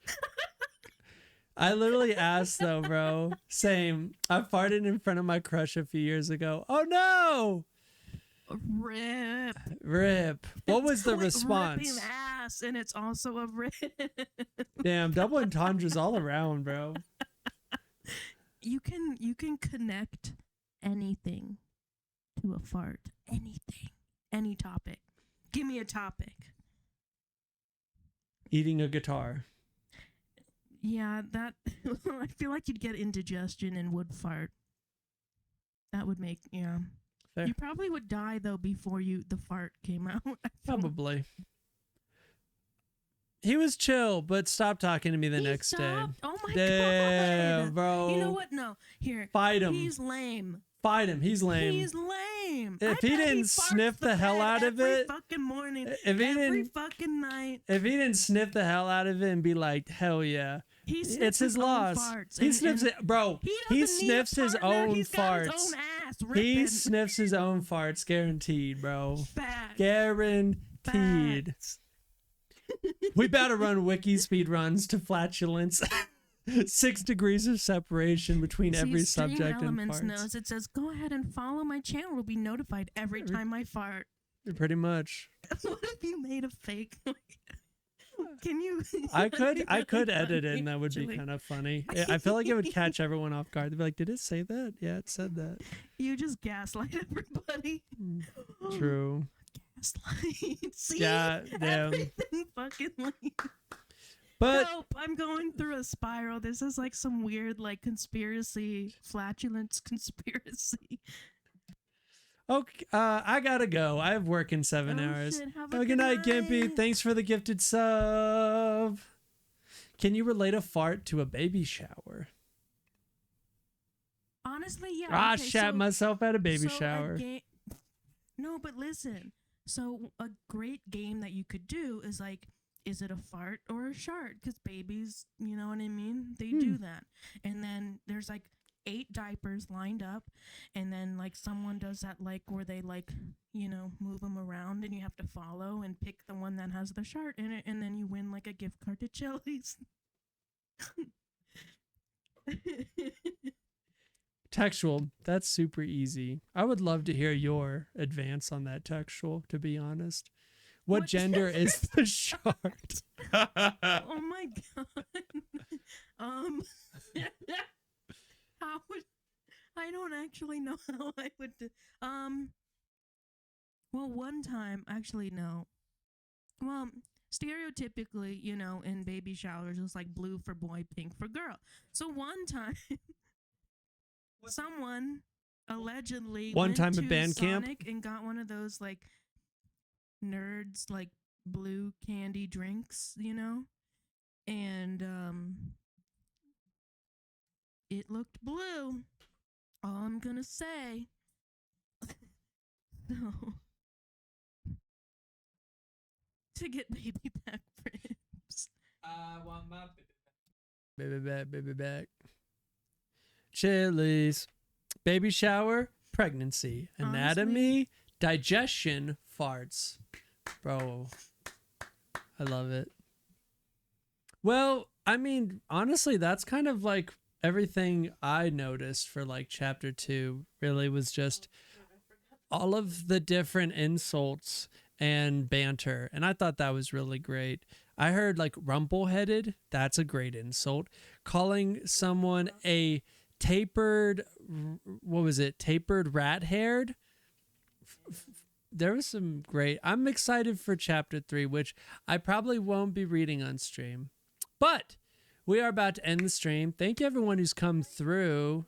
Thank you everyone for coming through. Tomorrow night, 5 p.m. Mountain Standard Time, if no one is busy, then we are doing Jackbox. I don't know how many people can even play Jackbox at once. I think some of them have, I think, what, 8? There's one that has 12, but I know there's audiences, so you can put in the code and like vote separately for your favorite, or like someone's response. Like if we're doing Quiplash, there's an audience. I'm excited for Jackbox. I think that would be really fun. They are really driving it home that he is a crazy person while he's living in a crazy system and is basically the only sane one. That honestly, yeah, no, I think it's actually really upsetting that like he's obviously like noticing like everyone, like him even talking about like everyone's trying to kill me, and then they're like, it's almost like it's become this acceptable, it's institutionalism in a way, how Clevinger's like, they're shooting everyone, they're killing everyone, but it's like, why is it becoming so like accepted, like this is now just what I have to deal with About it. But that's what sucks, because it is, at the end of the day, it is a type of institutionalism, and that's really sad. They make it seem like it's insane to they make it seem like it's sane to throw yourself in the line of fire. Absolutely, and I think that's crazy. It's like that same ideology for like America, where it's like it's the American way to die for your country. It's like The only way I would throw myself in the line of fire if I was a marshmallow trying to become a sentient s'more. That is the only. Like, I don't hate America, but I personally Yeah, but you're not don't gonna wear want a to die for Speedo my with the country. American flag No, on I it. won't probably wear the American flag at all. But at the same time, like, I get it, like how people, like, if people want to go and die for their country, whether they're not just in America but they're wherever, Well, that's what a lot like, of that's your right to veterans say. do. It's, what do they say? It's like they love the apple but not the core. Like basically, it's like the people you meet during that and everything, but the actual like system itself is not good. I don't really vibe Oh, enough to die no. for America. Exactly. Like I'm not gonna die for my country. That's just not Not me. the borderline. Or what? Please, bro. I'm from Canada, so y'all trying to push some borderline soon or what? I'm so down, bro. I would love I know, like, I to be in would Canada. want Actually, I don't know where Natoli went, but he's from Canada as well.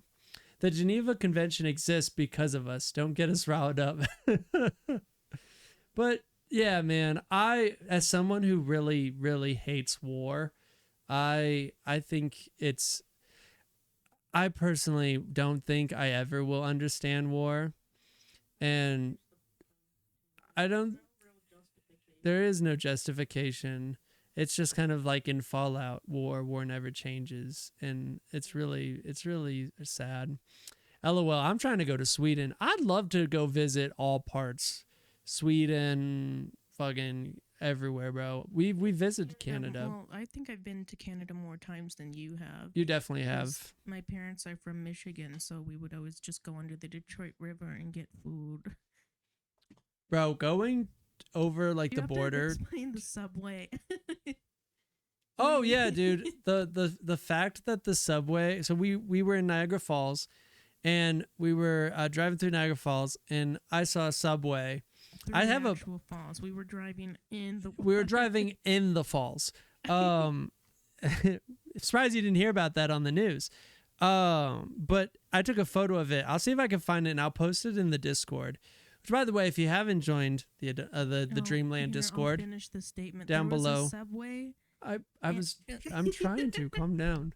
Anyways, there was a subway and a dispensary, and I thought that was really great. I was like, dude, that's so fucking sick. You go and get high, and then you go and have a sandwich. That's something I want to do.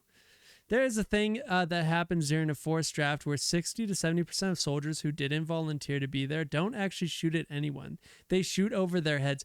Can you Honestly, imagine being though. so obviously qualified and skilled at shooting at people that you just choose to shoot over their heads? But also having to take a life in war The thing that's is wild awful. to me is it's never the leaders hashing it out. It's Yep. always the citizens and the people killing Yep. other citizens and people that it's It's a shame. It was kind of like this. I love like the system of the down song. What is it? BYOB, and it says, "Why do they always send the poor?" They should be like they're the ones that are starting and wanting to do the wars. Let's send them. Let them hash it out. Don't make fucking innocent people go and do your wars for you. I think that's crazy and bullshit. Man, now I need some more calming tea, bro. I digress. I'm really excited to read more of Catch-22 and I'm excited to review about it. Like I said, I don't know if again obviously the next few streams aren't going to be reading. Serge Tankian had the praise the Lord and pass the ammunition. Yeah, pretty much. I am going to do passages throughout the month of specifically the rest of this month and February where I will be reading it on stream. But I am not going to just like stick to reading it on stream. And then, yeah, when we do have those, Izzy will also tag team. Her and I will tag team reading it so I can let my throat, rest. Are you even like allowed to read Catch-22 on stream? I honestly don't know. I didn't really think about if I'm technically allowed, like if it goes against TOS. Because it's not public domain. I mean, yeah, there's definitely words we have to censor, but I don't know. Because I mean, on Twitch now, there's this channel, right? Writing and reading. So I'm assuming you can. Let me see. Books. It almost might be easier to say books you can't read on Twitch. Let's see. On Twitch, you generally. Oh, interesting. Oh shit. On Twitch, you generally cannot read books that are considered copyrighted material without explicit permission from the author or publisher, as doing so could violate copyright laws and result in a DMCA takedown notice, meaning you can't stream most commercially available books on the platform without proper authorization. Ooh, shit. Books you can read are public domain, your own self-published works. of just the book, or what if See, that's what I'm interested in, because what's considered fair use? I see people reading on live, so yeah, I think it's fine. nonstop, and also you're not making any commentary whatsoever. I feel like that would be an issue, but There's a list called the Gutenberg Library. Yeah. Yeah, because I feel like it might fall under fair use, because although we're reading, it's not just like directly reading it, but it's also like having discussion. I don't know. I don't know. like that when it comes to book reviews and such on YouTube, for example, there's they don't read the book, they just kind of summarize it.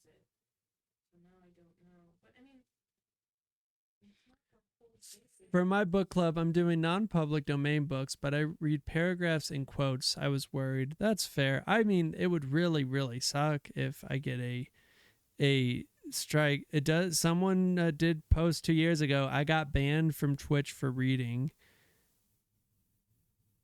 but it says I just wish I wouldn't get banned for reading a comedic, silly romance novel. So I guess in a way. So hold on. Someone said this. Hold on. Someone just said something that was really interesting. Yes, but copyright protection is a right that is automatically conferred upon a creator's work when it is fixed into a tangible medium. Examples: a book, a digital photograph, a painting, a musical composition, save file on disk, etc. If you read someone else's work as a public performance, you are infringing on copyright. If the creator has registered the copyright with the U.S. government, getting caught might mean getting sued. Yes, unless your activity falls into appropriate fair use as defined in the copyright code. This is so because performance of a copyrighted work in whole or in part is the exclusive right of the copyright holder. Public performance rights require one type of license, and live streaming, depending on the platform, requires another type. Regardless, as others have noted, reading the book is considered public performance and might require permissions. Interesting. Yes, reading someone's book out loud is performance, and copyright rights require you get permission to do a performance of someone's play, song, or book. Interesting. Wait, so if we make it theatrical, we're fine? No. No, we're not fine? Yeah, you would need, which I have heard, like, for instance, especially like if I do a lot of community theater, and I'm trying to do more, but in recent I've done more than I have in a while. And usually when they want to do, that play, they usually do have to, I believe, get some type of license for them to be able to actually perform it. I'm not 100% sure. I don't think the jokes or any of that matters. I think Like if we put on a costume and act it out, then there'd be an issue. hold on. This is confusing.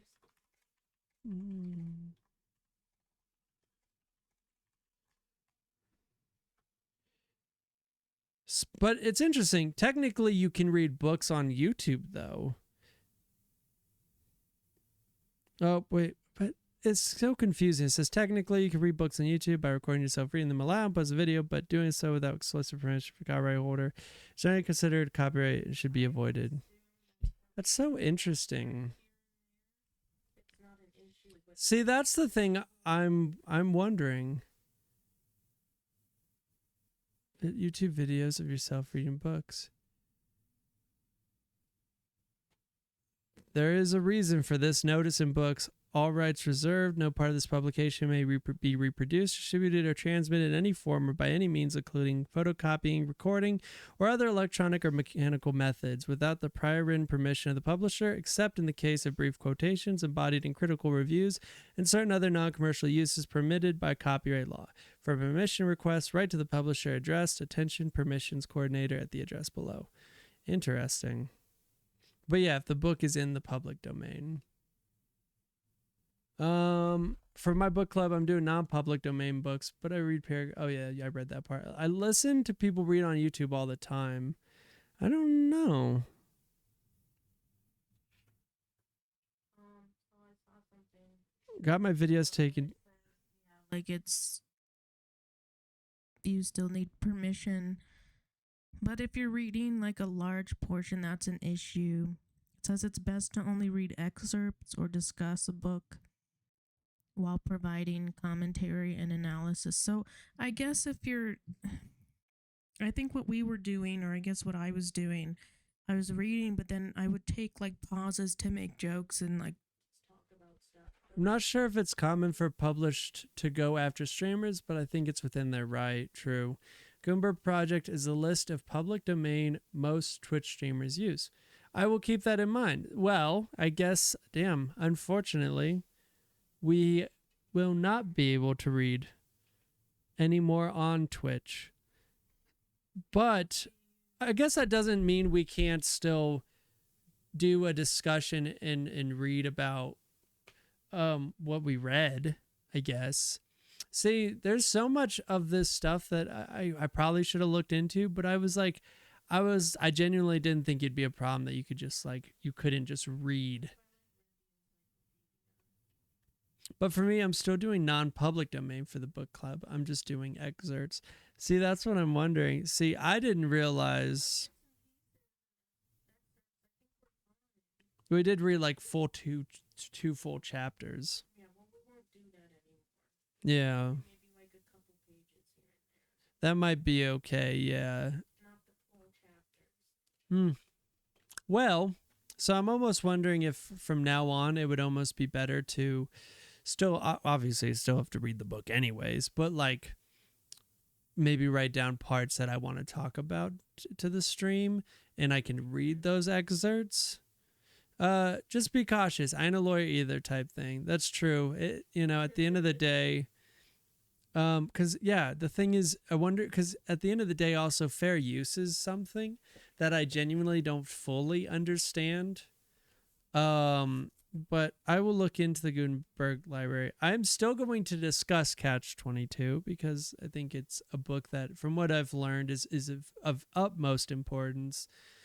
And I think it 100% should be discussed. I might need to look into what is considered fair use, especially when it comes to reading books, because this stuff with music, but I didn't ever think books would be a problem. Oh, well, I digress. But yeah, anyways, thank you everybody for coming through. Thank you, Textual. Thank you, Soda Online, for being here. Thank you for chatting. Thank you for informing, especially based on the idea, because I genuinely would not have known. I am probably going to attempt Soda Online. Fair use is very confusing because like my friend and I, like this sticker was for our movie, my friend and I's movie review podcast. And other channels were able to post clips with full sound and video on YouTube, and there was no problems. But as soon as him and I started doing it, there was problems. Even though the movies they were reviewing were definitely not public domain. No, it was very fair use is confusing because technically I guess they were doing.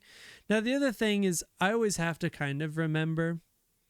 I even altered the footage and I still would get flagged. Like at one point, dude, I wanted to post the episode of our Secret Window episode so much that the audio is practically unnoticeable and unintelligible, and the video of the movie is blurred.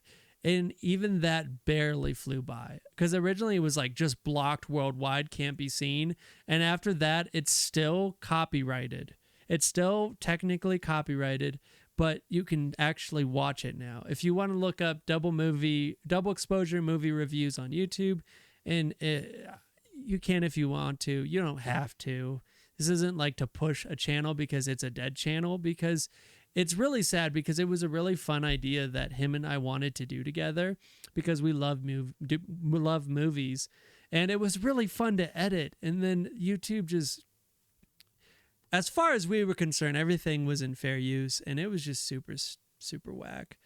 Sometimes I also always wonder that if the channels that are doing it and not getting flagged are channels that are bringing YouTube money. Now, if those channels are bringing YouTube money, I could see them not caring as much, because as I've learned through years of being a content creator and being on the platforms of YouTube, if you make them money, they tend to not care as much. So I don't know if that's fully the case, but that's sometimes what I notice. That's good. All right. Well, if you guys are here, 5 p.m. Mountain Standard Time, we will be playing Jackbox. Yeah, this was fun. I had a really fun time. I have to see what I have. I know I purchased some of the games from like Jackbox themselves, but it's just downloaded on a different computer. Mm. And then I could probably just add it to this one. And then I have, I think, a couple on Epic or no, I think it is Epic. I have some. So I'll see which ones we have. I don't know Unless how you I'd be have able all to the stream. new ones. I don't know if you have all the new ones. I don't have any on Okay, my then Steam. we'll use my account and then we'll do that. Like to put it, Right. and then you'll just stream it. I don't know how. I we'll don't know how that, I'd do but- that. I'll have to figure that out. Luckily, I won't be.